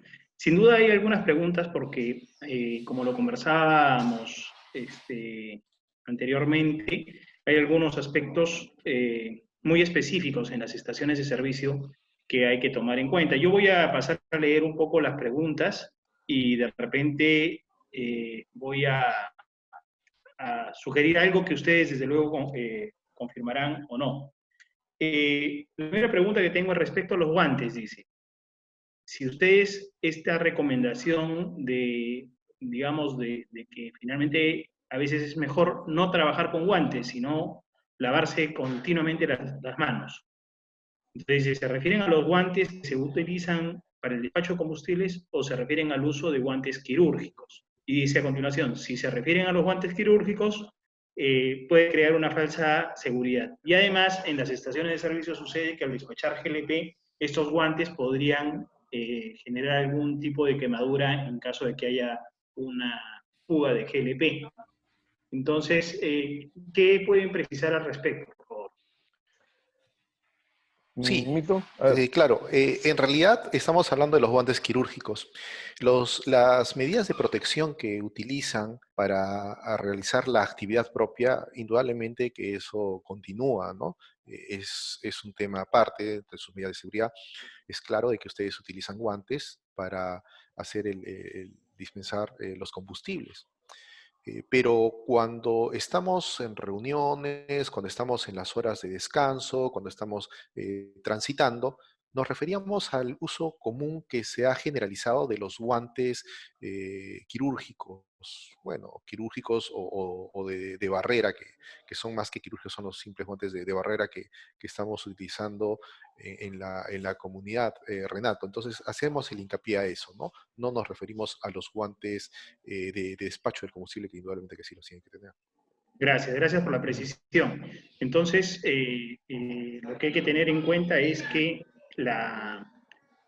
los guantes, entonces, estos de nitrilo, como le dicen, deben ser utilizados al momento de transportarse desde su casa hacia el centro de trabajo, en los momentos de descanso en el centro de trabajo y también cuando retornan a casa, ¿correcto? Después, es así, ¿verdad? Es correcto, Renato. Lo que nosotros decíamos, sin embargo, que a veces el problema de los guantes, el trilo, no los guantes, como decía Milton, que se usan y que ustedes deben usar para protegerse en el momento de la dispensación, ¿verdad? Del combustible. El problema de los guantes de trilo es que puede dar una falsa sensación de que uno no está tocando superficies contaminadas, ¿verdad? Y eso no es cierto, porque tú vas en el bus, puedes estar con los guantes y sin embargo puedes tocar una superficie y ese guante se va a contaminar. Por eso es que es mejor que usar los guantes es higienizarse continuamente. Cada que tú sabes que has tocado una superficie, es mejor higienizarla con alcohol gel. O sea, es mejor llevar siempre uno de estos dispositivos de alcohol gel que llevar guantes, en otras palabras. Y entonces, la recomendación fundamental, ¿no? De lavarse las manos con agua y jabón Lavado de permanentemente. manos. Ujú. Así es. Justamente para evitar que el alcohol o algún otro componente químico pueda de repente generar algún problema en la estación de servicios. Es correcto. La otra pregunta que hay, ¿ustedes recomiendan el uso de lentes de seguridad o algún tipo de protector hacia la cara y ojos? Definitivamente, Renato. La protección no solamente está a la vía respiratoria, que es la boca y la nariz, sino también a los ojos, las mucosas por donde rápidamente el virus puede ingresar. De hecho, en las estaciones de servicio utilizan unos lentes que los protege del propio dispenso del combustible, ¿no? Pero va a tener una doble función también como parte del equipo de protección individual, definitivamente. De acuerdo. Eso entonces, permítame nada más, que creo que es importante precisar esto. Entonces, la enfermedad puede contagiarse también a través de los ojos. Si estas Definitivamente. gotículas entran a través de los ojos, puede contagiarse. Claro que sí. Ok, perfecto. Ahora, hay una pregunta que en realidad es un poquito, ya involucra mucho el tema de la operación propiamente en la estación de servicios, porque sucede que en el GNB, cuando los vehículos que usan GNB, la ley ordena que los pasajeros al momento del despacho deben bajar del vehículo. O sea, no se puede atender un vehículo que va a ser abastecido con GNB si es que el pasajero o pasajeros están dentro, ¿no? Entonces, yo entendería lo siguiente. En principio, de acuerdo a lo que ustedes han explicado, solamente debe haber un pasajero por fila de asientos. Por tanto, en un auto particular, por ejemplo, ya no es que voy a tener 5 pasajeros, como ocurría a veces, ¿no? Sino que debería tener al piloto y quizás una persona más detrás, ¿no? Entonces, si son esas dos personas, entendería yo que, claro, van a tener que bajar al momento del abastecimiento y en la estación debería haber una zona remarcada donde esos pasajeros deban esperar. Y desde luego el personal de despacho tendría que orientarlos a que vayan a esa zona, o incluso esa zona podría estar remarcada, pero además de eso, mantenerse a 2 metros de distancia de estos pasajeros, ¿correcto? Sí, es correcto, Renato. Lo que tú mencionas, efectivamente, así debe ser, ¿no? Es decir, podrían tener ustedes una zona ya marcada, un marcaje en el piso, donde simplemente el dispensador les indique a las personas que se dirijan hacia esa área y se ubiquen eh, ya con una distancia prediseñada ahí en el piso, ¿no? Donde dices, bueno, aquí ponemos de 1,5 metros y se ponen las personas ahí separadas Con esos círculos, distantes. ¿no? Que se Un están empezando a círculo, puede utilizar en un los círculo mercados, por ejemplo. o podrían ser Correcto. como estas huellas de los pies, ¿no? Pues Ujú. ahí se ponen y con una distancia de 1,5 metros por lo menos. Correcto. Indicador. Ahora, Así es. pienso que eso también podría ocurrir en el caso de las motos y los mototaxis, ¿no? Porque entiendo la pregunta, hay una pregunta relacionada con eso, es que el tema es que en el tanque de los vehículos, o sea, cuando yo abastezco un vehículo, el tanque, normalmente el ingreso del combustible está en la parte trasera o delantera del vehículo, pero a una distancia del piloto. En el caso de las motos, el tanque, el ingreso del combustible del tanque suele estar entre las piernas del piloto. Y entonces entendería yo que también lo recomendable en esos casos es que estas personas bajen del vehículo, moto o mototaxi, ¿no? Vayan a esa zona de seguridad ya demarcada y ahí se abastezca el combustible en la moto. Entiendo que eso sería lo lógico, ¿correcto? Claro. Sí, de Sí, acuerdo. efectivamente, así es. Muy bien, muchísimas gracias. A ver, ¿qué otra pregunta tenemos? Eh, ¿Qué recomiendan en el caso de clientes que llegan sin mascarillas? ¿Cómo manejar esos casos? Entiendo que seguramente esos casos se les presentan también en los hospitales, ¿no? ¿Cómo manejar esos casos? Bueno, de hecho, Renato se va a presentar, ¿no? La incidencia es menor porque hoy por hoy tú sabes que ya esto es una reglamentación por parte del Ejecutivo y que está relacionado a drásticas multas por no el uso de mascarilla. Se ha vuelto ya de carácter obligatorio, inclusive si estás en un auto, ¿no? No solo si estás andando a pie. De hecho, esto va a disminuir. Pero definitivamente sí hay algo que vamos a remarcar. Más importante, si tengo contacto con una persona, y nos vamos a poner en el caso que esta persona tenga la enfermedad o que sea un portador asintomático de la enfermedad, es más importante que protegerlo a él que solamente tú estés protegido con tu mascarilla. Yo pienso de que esto va a ser la menor de las veces, pero si existiera el caso y queremos pensar en la seguridad del personal, creo que deberías tener a la mano una de estas mascarillas quirúrgicas simples para rápidamente evitar la protección, ¿no? Basado en el principio de que vas a seguir brindando el servicio, ¿no? Porque creo que ya sería una política interna, ¿no? Podrías hasta eh, tomar el derecho de no dispensar el servicio si no se está cumpliendo con esa medida de bioseguridad. Sí, claro, porque ya en ese caso hay una afectación a la, como dices, bioseguridad de las personas, ¿no? Lo cual Exacto, incluso está penado, exacto, ¿no? así es. Ok. Ahora, me preguntan, o les preguntan a ustedes en realidad, ¿cuántas horas un operario, o cada cuántas horas deben cambiarse los guantes estos quirúrgicos? Porque dice, claro, hay personal, si bien hay personal de despacho, en el que ya hemos hablado que lo mejor es que no usen los guantes, sino que se laven las manos frecuentemente. Pero hay otro personal que, por ejemplo, está en la tienda de conveniencia, donde se venden gaseosas, donde se venden galletas, y que a veces también sacan promociones hacia la isla, como lo llamamos, el lugar donde se abastece el vehículo. Entonces, en ese caso, ese personal que está usando ese guante quirúrgico, ¿cada cuánto tiempo debe rotar el guante? Jefferson, creo que ahí tenemos que ser enfáticos en algo que tú has Sí. sido también bastante enfático, ¿no? Ujú. Yo sé, y lo comentamos con todos los participantes, que el entrar a un lugar, sobre todo donde hay un dispendio de alimentos, y ver a alguien que está con guantes, nos genera cierta seguridad, ¿verdad?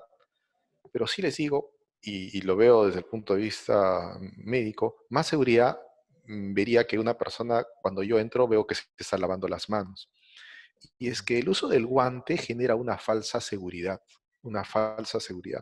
porque el guante se va a estar contaminando y contaminando y contaminando. Y si tú no le aplicas regularmente las medidas de higiene a a ese guante, ¿no? Pues va a ser una fuente de contaminación muy, muy importante. Y mira, y respondamos también a una pregunta que nos hace Carla de Paz, que nos decía que si los guantes quirúrgicos es necesario cambiarlos o si va a funcionar ponerles alcohol gel o simplemente alcohol, ¿no? Efectivamente, o sea, el recambio, para responder a la pregunta, sería cuando veas un deterioro, porque no va a haber un control de tiempo, en realidad. No existe por lo menos una norma que haya un control de tiempo, de cada cuánto tiempo te tienes que cambiar los guantes. Pero tendrías que estarlos realizándoles higiene constantemente. Eso significa de que si tú les vas a aplicar alcohol, Carla, sí, efectivamente, el alcohol gel o el alcohol sí los va a proteger, pero les tienes que echar bajo la misma forma como si te estuvieras lavando las manos, como nos enseñó Gerson en el video. Esa es la misma característica que tienes que echar del alcohol gel. O sea, por el dorso, frotarlos, las partes de los nudillos. Es un tema bastante complicado en realidad. Si, no, si tú consideras que no vas a tener ese, digamos, ese cuidado, ¿no? Con el personal, entonces sí te diría pues que cámbialo cada, no sé, es una pregunta muy difícil echar un tiempo, ¿no? Diría que tenías que estarlos cambiando cada vez que atiendes a una persona, ¿no? O que has preparado un alimento, es muy difícil. ¿Qué opinas, Gerson? Sí, o sea, yo opino igual que tú, ¿no? Digamos, si estoy manipulando alimentos, ¿verdad? Yo creo que como tú decías, em, más adecuado usar guantes, ¿verdad? Pero el problema de los guantes es que si yo realmente no los limpio después de hacer esa actividad, es como si tuviera mis manos sucias, ¿no? Entonces, en realidad, siempre se debe, de preferencia, es mejor lavarse las manos o usar alcohol gel en su defecto, ¿no? Ok, y en cuanto al uso de pediluvios para el ingreso a la estación de servicios, mejor dicho, a la tienda de la estación de servicios, ¿estos pediluvios son realmente importantes? ¿Marcan una diferencia en cuanto a la cantidad de virus que puede finalmente ingresar dentro de un establecimiento como una tienda de estación de servicios? Sí, yo pienso que sí, definitivamente. Y están, los pediluvios ahora también se han popularizado mucho para el ingreso a casa, para el ingreso a los edificios, ¿no? Sí, ahora hay mucha oferta de ellos, no son muy caros en realidad. Y sí, sí es una buena. Tener cuidado nomás con el recambio constante, ¿no? O sea, porque es la bandeja y el antiséptico y la alfombrita que puedan tener, ¿no? Pero sí, Ese puntualmente, antiséptico, perdón que te interrumpa, Milton, pero ese antiséptico basta con que sea cloro, sí, o sea, agua con hipoclorito, cloro, Sí, hipocloro. hipoclorito, la hipoclorito de lejía, sodio. Ujú. una Lejía. dilución de lejía, ¿no? Por supuesto, claro que sí. Y hay algún protocolo, digamos, así como lavarse las manos, hay todo este protocolo que ustedes mencionaban, hay un protocolo para el uso del pediluvio, para asegurarte de que realmente estás haciendo una buena limpieza de tus plantas, finalmente, de los zapatos. No debe ser menor a 20 segundos. O sea, debes quedarte parado ahí. O Sí. en todo caso, O hacer una ligera frotación, pero una basta que estés rotación. parado, ¿no? Sí, exacto. Ok, ok. Ujú. De acuerdo. Ahora, eso va también relacionado con el tema, porque tú mencionabas, por ejemplo, que hoy el tema de los pediluvios se está generalizando mucho y incluso en casa es conveniente tenerlo, ¿verdad? Sí. Pero eso independientemente del hecho de que es conveniente también quitarse los zapatos al ingresar a casa, ¿correcto? Sí, pero recuerda, efectivamente, o sea, los virus caen, ¿no es cierto? Ujú. Pero acuérdate que esa acción de retirarte los zapatos, potencialmente vas a contaminar tus manos. Y si no te concentras y tomas la verdadera precaución de rápido al entrar a tu casa, puedes quitarle los zapatos, como lo están tomando muchas personas, que dejan zapatos afuera y cambian zapatos.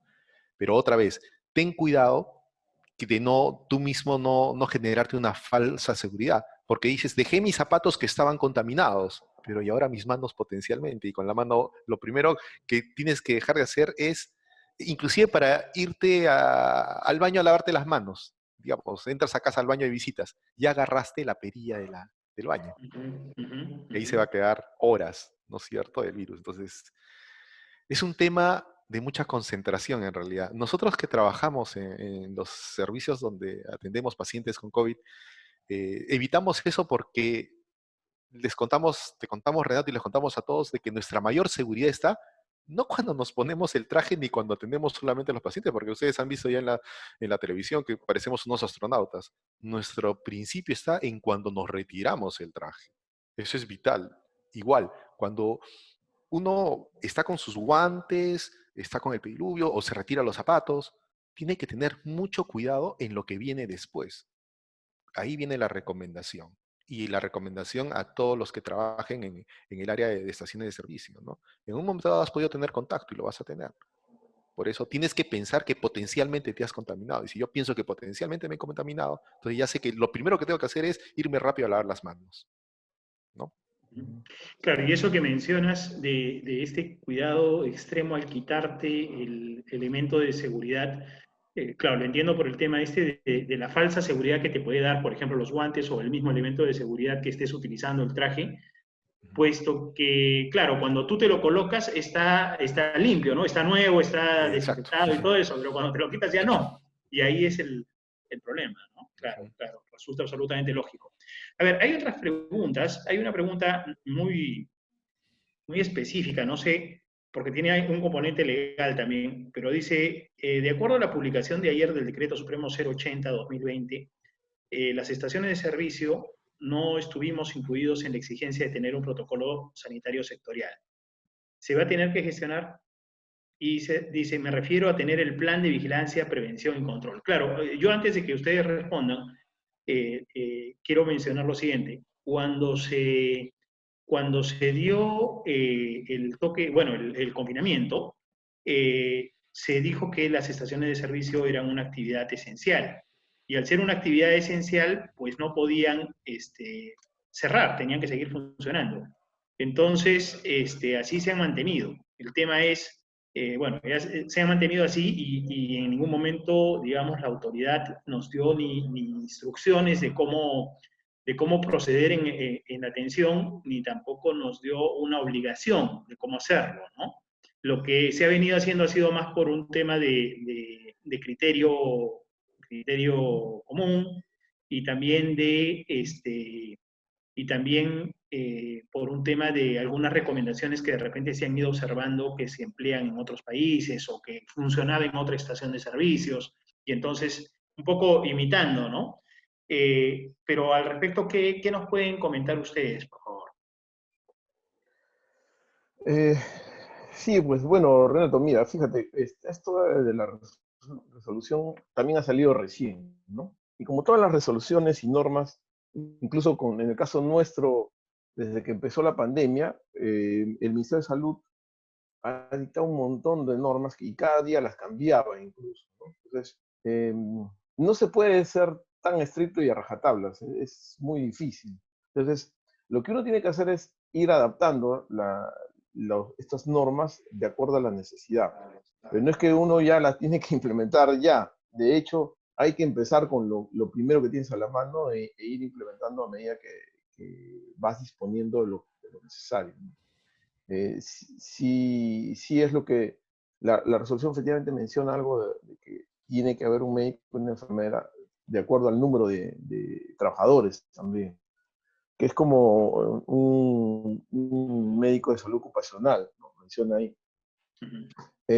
Como te digo, esto es en realidad muy relativo, ¿no? Porque no ocurre ni siquiera en los hospitales eso, ¿no? O en centros pequeños.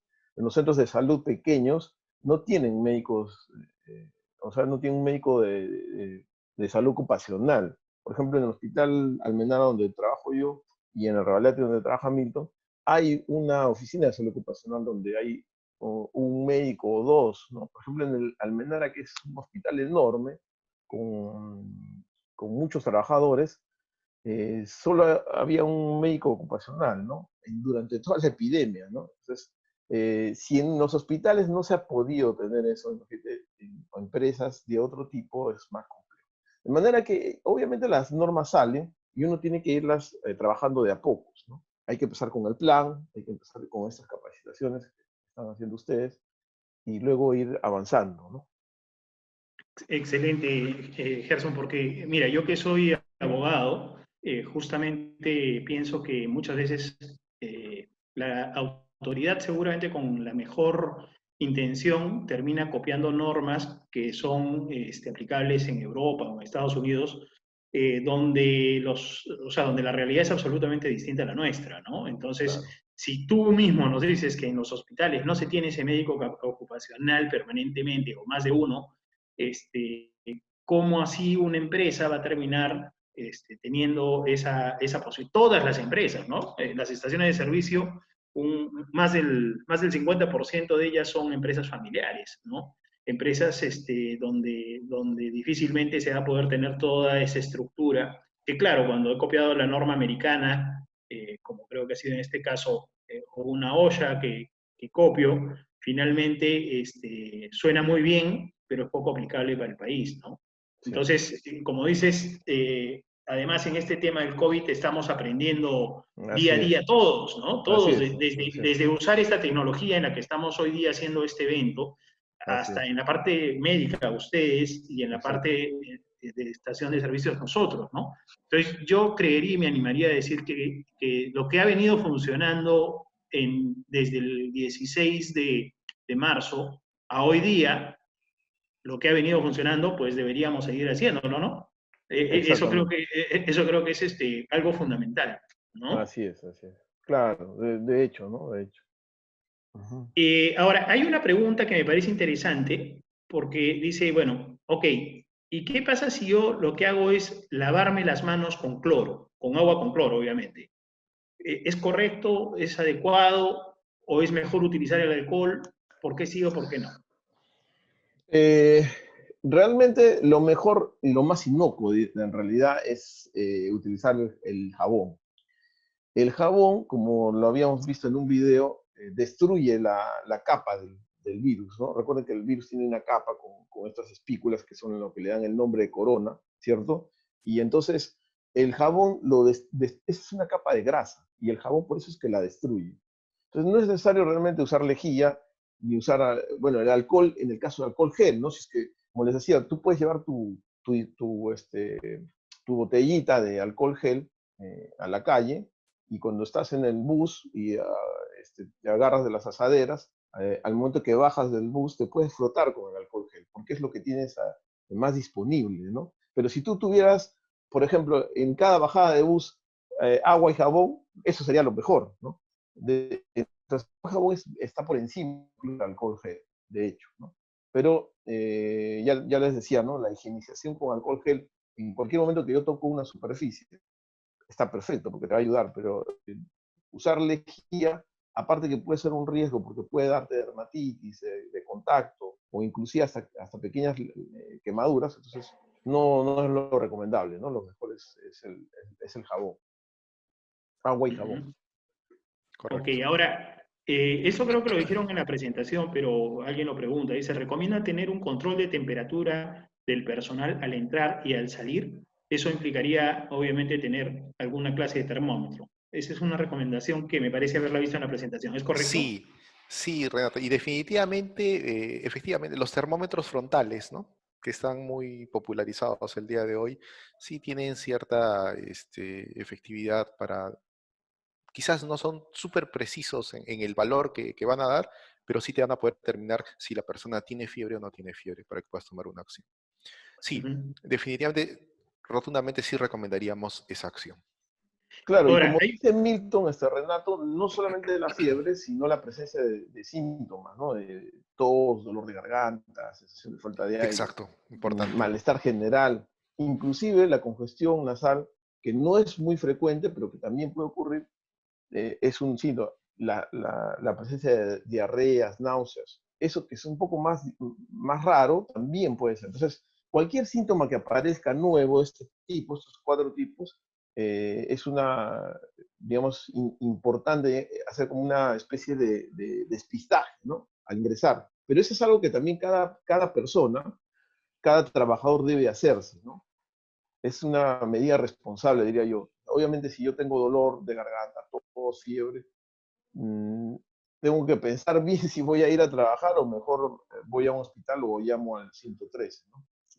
¿Qué tan frecuente es esto? Yo lo leí, pero creo que en todo caso ustedes lo pueden confirmar y compartir. ¿Qué tan frecuente es como síntoma del COVID el hecho de perder el olfato y el gusto, ¿no? Porque por ahí alguien decía, bueno, hay que hacerse una prueba de aguantando la respiración una cantidad de segundos, otro decía que de repente había que hacer autopruebas, ¿no? Responsablemente cada uno en su casa, seguramente, la prueba del vinagre, ¿no? No sé, ¿qué opinan al respecto? Se ha descubierto que el virus tiene cierta predilección por no solamente hablamos, su target, su objetivo, ¿se acuerdan? La célula del pulmón, ¿no es cierto? La célula Ujú. alveolar. Y que también habían esos receptores en el riñón y en los vasos sanguíneos. También pueden afectar los nervios, terminaciones nerviosas. También se ha visto que hay receptores ahí. Y entonces, como ingresan por la nariz, rápidamente van a agarrar las terminaciones nerviosas de los nervios olfatorios, ¿no? Y eso se ha asociado con que los pacientes con COVID puedan perder el sentido del olfato, ¿no es cierto? Entonces, es bastante cierto lo que dices, tiene una razón científica, pero obviamente que esta es una presentación un poco rara, ¿no? No es el síntoma más común. Además, la causa de pérdida de la sensación del olfato puede corresponder a muchas otras enfermedades, Renato, ¿no? Pero en Ujú. el contexto es muy, muy válida tu apreciación y tu pregunta. Gracias. Y en cuanto a que cuando en una estación de servicio se detecta finalmente que un trabajador ha tenido COVID, ¿verdad? O sea, ya no es solamente una sospecha, sino que se confirma que es COVID. ¿Cómo proceder en la desinfección de la estación? ¿Qué es lo que se tendría que hacer? Si nos pueden comentar al respecto. Eh, o sea, una vez que detectan un trabajador con posible COVID, ¿verdad? Esa Sí, es la correcto. Confirmado, pregunta. digamos que es confirmado. Ujú. ¿Confirmado o que empieza a tener síntomas? Bueno, ya que lo pones, mejor ambos casos, ¿no? Para que tengan la Claro, respuesta más completa. el confirmado es de repente el que tuvo síntomas, ¿verdad? Y va al hospital o le hacen la prueba en su casa, qué sé yo, ¿no? Entonces, y ahí las medidas tienen que ver un poco en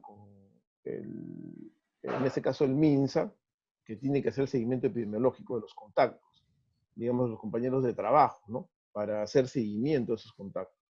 Entonces, contacto es aquel que ha estado cerca de esta persona infectada eh, a menos de 2 metros, sin protección, ¿verdad?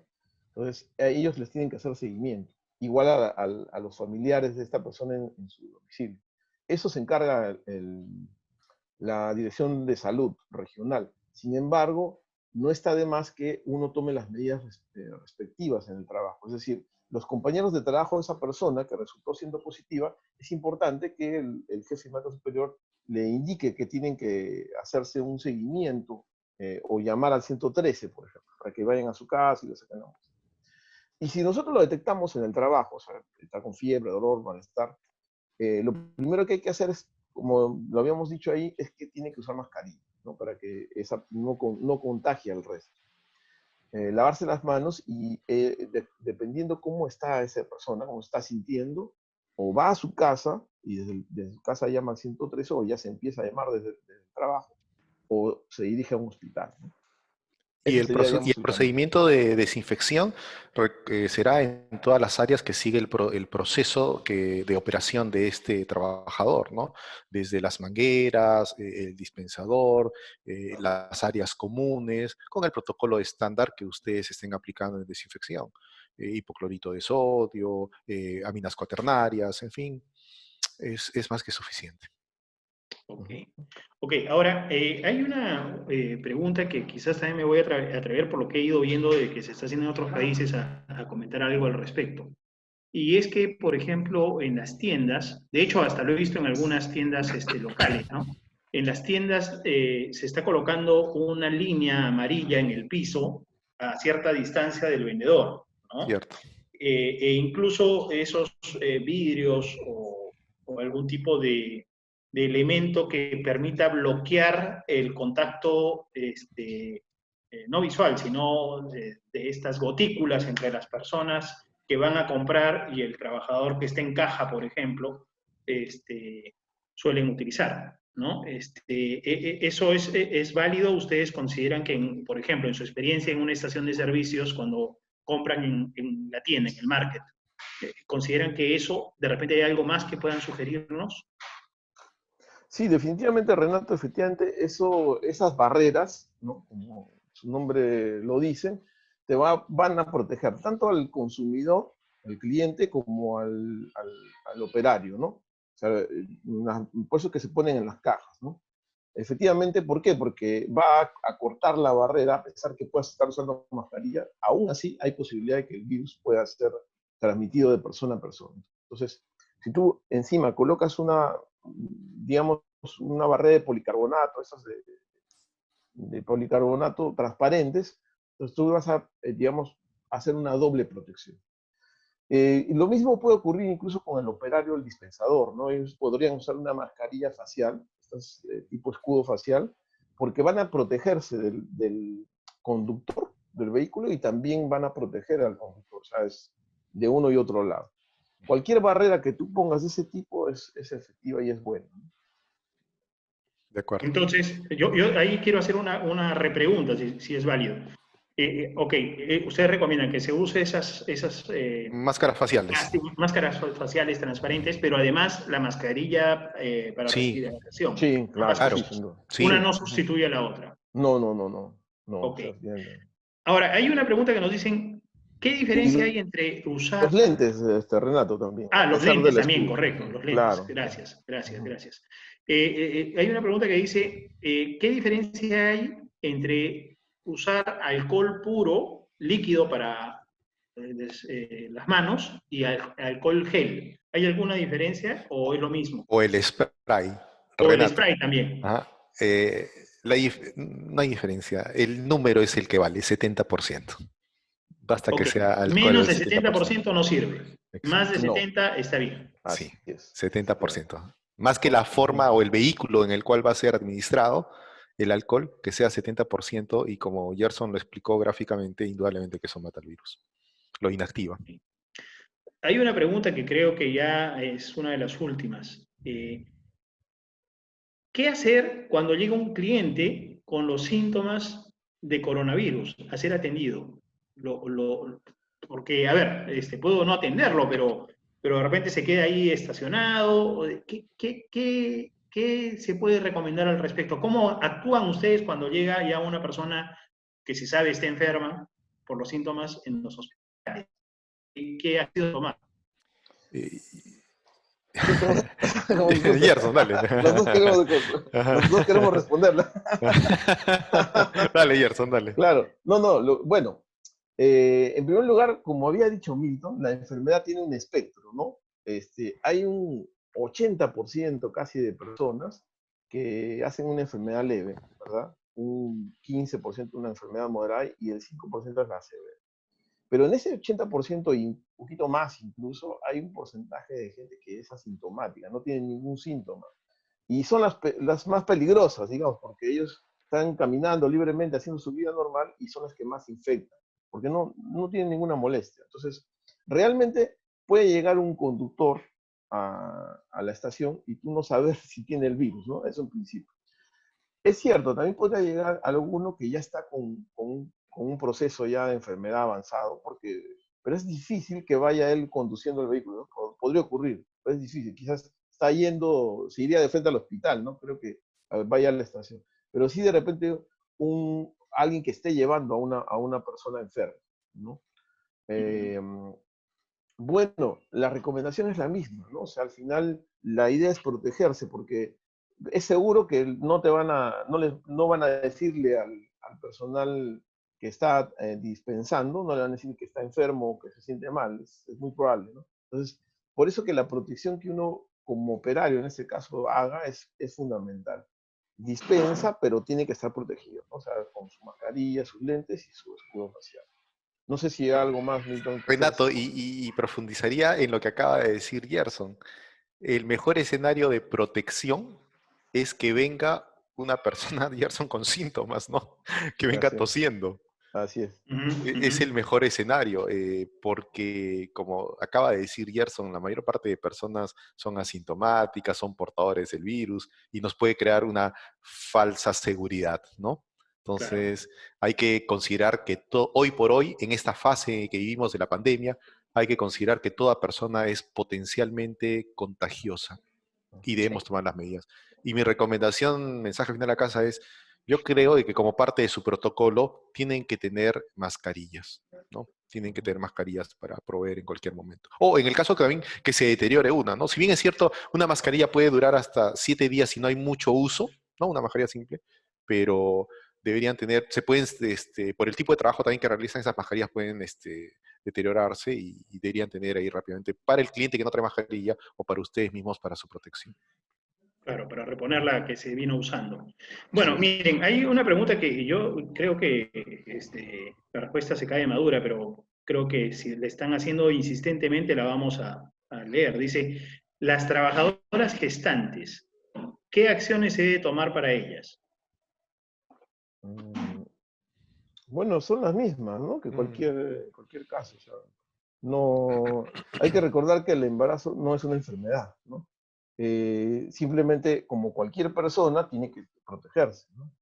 No hay ninguna norma que diga que, por ejemplo, una gestante no debe ir a trabajar. Lo que sí han quitado son las personas con factores de riesgo, por lo menos en los hospitales ha sido así, ¿no? Los mayores de 60 años o los que tenían alguna enfermedad como la hipertensión, Gerson. hipertensión, diabetes, sobrepeso, obesidad, ellos sí han sido, se han ido, no han ido, ya no iban a trabajar, ¿no? Pero en cuanto a gestación no se consideró, ¿eh? Por ejemplo, en hospitales, ¿no? Y lo mismo es en cualquier empresa, en realidad. De acuerdo, de acuerdo. Entonces, no, el hecho de que estén gestando no las incapacita ni las vuelve personal De riesgo. vulnerable, de No, riesgo. No, no. El no. de riesgo es el el que tiene presión alta, el diabético, este, y el de sobrepeso y el mayor de 60 años. Esa es la población de riesgo, ¿no? Pero en un hospital, ¿no? Donde sí estás en más contacto y vas a tener contacto con muchos pacientes, muchas personas. No he visto honestamente la reglamentación aún para todas las empresas. Y seguramente va a ir saliendo eso. Pero por lo pronto es eso, digamos, la recomendación, ¿no? De acuerdo. Bueno, entonces, a manera de resumen, si pueden hacer los 10 tips fundamentales o 12, no se preocupen por el número. ¿Cuáles serían los 10 tips ya hablando de la estación de servicio, un poco resumiendo lo que hemos conversado? Uno, tener su equipo de protección y que sea regulado y que sea supervisado constantemente, ¿no es cierto? Que exista un protocolo para su colocación y para su retiro, básicamente. Dos, que tengan lugares donde puedan lavarse las manos continuamente, que tengan dispensadores de alcohol gel, alcohol puro, o sea, no líquido, como ustedes lo consideren. Tercero, que nosotros tienen que, dentro de su protocolo, de su plan, tienen que hacer una enseñanza continua, como se explicó en el video, de cómo tienen que lavarse las manos. Renato, nosotros tenemos un video hecho en Medicine también de cómo usar las mascarillas. Ah, Se excelente. los vamos a enviar, ¿no? Un Muchísimas video de cómo... gracias. Y la Organización Panamericana de la Salud ha creado una serie de cartillas informativas que deben estar tanto a nivel interno, como parte de su protocolo en el local, como también de vista, no solo para el trabajador, sino también para los clientes externos que están yendo. También se las podemos proveer para que las puedan difundir. Muchísimas Gerson. gracias. Sí, no, efectivamente, yo creo que lo importante es que el trabajador, que es el que finalmente va a tener más contacto más cercano con los clientes, es quien primero debe estar bien protegido, ¿no? Y eso implica eh, usar un equipo de protección que es, como te decía, los lentes, la mascarilla y el escudo facial. Los lentes en realidad es para que uno evite el hecho de frotarse los ojos, ¿no? Ujú. Segundo, tiene que lavarse las manos cada vez que haga una transacción o en su defecto usar alcohol gel, ¿no? Como decía Milton. Es decir, viene el cliente, le entrego el POS, por ejemplo, y después que hago esa transacción, debo higienizar. Así que con cada contacto que yo haga, debo higienizar. Y también el POS. Exacto, debo desinfectar el POS y el teclado, por ejemplo, que yo veo que usan teclados, ¿verdad? Pues todo eso que está usando, inclusive la máquina misma dispensadora del combustible. Entonces se tiene que hacer toda esa desinfección en cada transacción, ¿no? Em, Y Renato, y, y- y finalmente el identificar los síntomas, ¿no? Precozmente. exacto. Adelante, Milton. No, exactamente, Gerson. Identificar los síntomas porque tu protocolo de seguridad estaría incompleto si no tienes tu procedimiento claro de qué hacer con la persona que sospechan que está enferma, como nosotros se los mostramos en la presentación, ¿no? Tiene que tener claro ese protocolo de actuación de seguridad, pasos a seguir, el procedimiento ante la sospecha de que un trabajador tiene los síntomas. De acuerdo, de Exacto. acuerdo. Bueno, y habrá que insistir con los trabajadores permanentemente en que se laven las manos, que lo hagan adecuadamente, que lleguen, de que vengan de casa y retornen a casa con los cuidados que ustedes han explicado. Y en las estaciones toca poner estas áreas no sé si llamar de seguridad, pero estas áreas especiales donde los pasajeros y clientes puedan esperar mientras se abastece de GNB, de GLP eventualmente, y también las motos, ¿no? Lo que hablábamos hace algún momento ya. Correcto.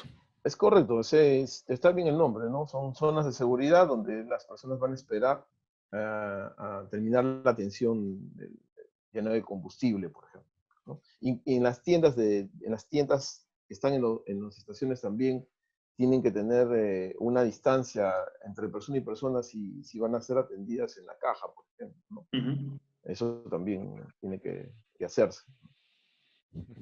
Muy bien, y bueno, y respecto al plan este que la ley exige, que hay que presentar y que hay que tener el médico de planta, como ustedes bien indicaron, pues a veces la, la autoridad, digamos, no se ponen en el caso de que no todas las empresas tienen el mismo tamaño. No todas las ciudades en nuestro Perú son iguales, ¿no? Porque imagínense Claro. una estación de servicios en un pueblo en la serranía, donde no hay médico. ¿Quién es el médico ocupacional, no? Claro. Sí, es cierto.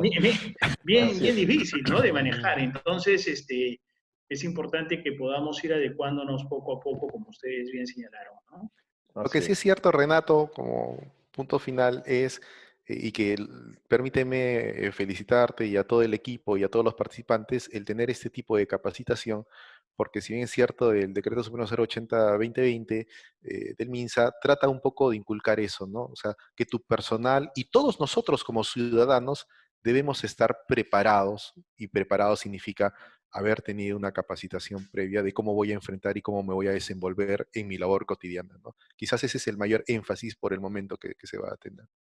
Exacto, Milton. Yo también, Renato, felicito de verdad la iniciativa de ustedes, porque fíjate que nosotros, a pesar de ser personal de salud, trabajar en un hospital, nos agarró así desprevenidos, ¿no? O sea, a muchos con la capacitación que uno tiene de por sí, pero que obviamente en un hospital tiene cierta connotación especial, ¿no?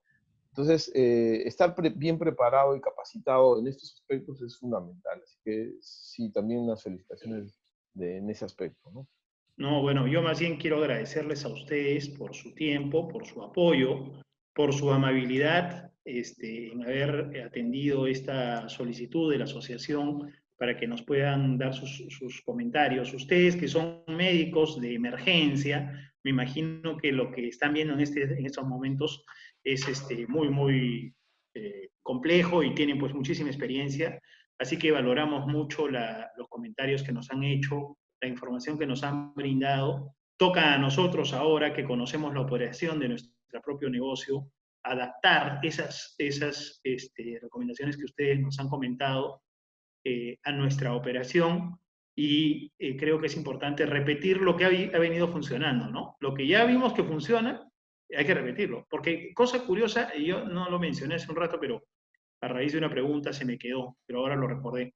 Y es que a pesar de que hemos venido trabajando desde que se dio el confinamiento, el número de enfermos en las estaciones de servicio no ha sido significativamente alto si tenemos en cuenta que aproximadamente hay 65.000 trabajadores en estaciones de servicio, ¿no? Entonces, para 65.000, ¿cuál sería un número representativo? Yo no lo voy a decir, pero me imagino de que tiene que ser algún número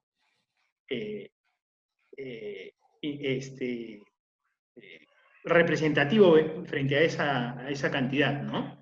A esa cantidad de trabajadores que he mencionado. Claro. Sí, Así sí, que, es bastante bajo en realidad, ¿eh?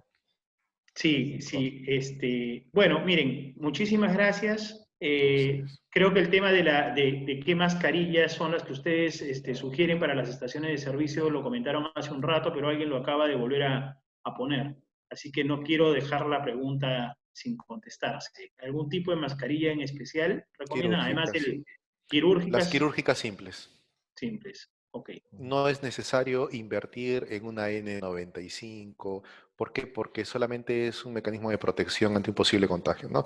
En cambio, las N95, las PF100, esas ya sofisticadas que usamos en los hospitales, es porque nosotros sí estamos en pacientes con la enfermedad ya claramente definida, ¿no? Bueno, muy bien. Muchísimas gracias. Siguen preguntando las mascarillas. Entiendo que sí son las de tela, pero quirúrgica. Alguien pregunta, ¿tela Notex 80 gramos por metro cuadrado? ¿Es esa? No, tiene que ser Claro. quirúrgica. Ajá. Tiene que ser de mascarilla Sí. quirúrgica, eso Quirúrgica. sin duda. Muy Sí. buen punto. Quirúrgica. La de tela no Y, ayuda porque no es una barrera en realidad. No es ok, barrera. Ujú. ok. Y el uso de la mascarilla facial, ¿no? Como le llama el Sí, sí, protector facial, el sí. plástico. De hecho, eso te va a proteger a ti, como, o sea, al trabajador y viceversa, ¿no? O sea, el escudo en ese sentido es bastante efectivo. Muy bien. Muchísimas gracias. Y hasta A aquí ustedes. entonces. A ustedes. Nuevamente, nuestro agradecimiento a nombre de la Asociación de Grifos y Estaciones de Servicio del Perú. Estamos en contacto y seguramente pronto vamos a estar molestando. Yo no quiero cortar esto sin agradecerles, además de ustedes, a su empresa, a Medicine, que sin la cual no hubiera sido esto posible. Creo que ya también cada empresa podremos compartirle el dato de ustedes por si quieren algún tipo de capacitación específica o apoyo. Muchísimas gracias a ambos. Gerson, Milton, un abrazo y estamos en contacto. Gracias, Estamos en Renato. contacto. Gracias a la Gracias. asociación y a cada uno de los que nos escucharon el día de hoy. Gracias. Gracias. Gracias. Saludos. Hasta luego.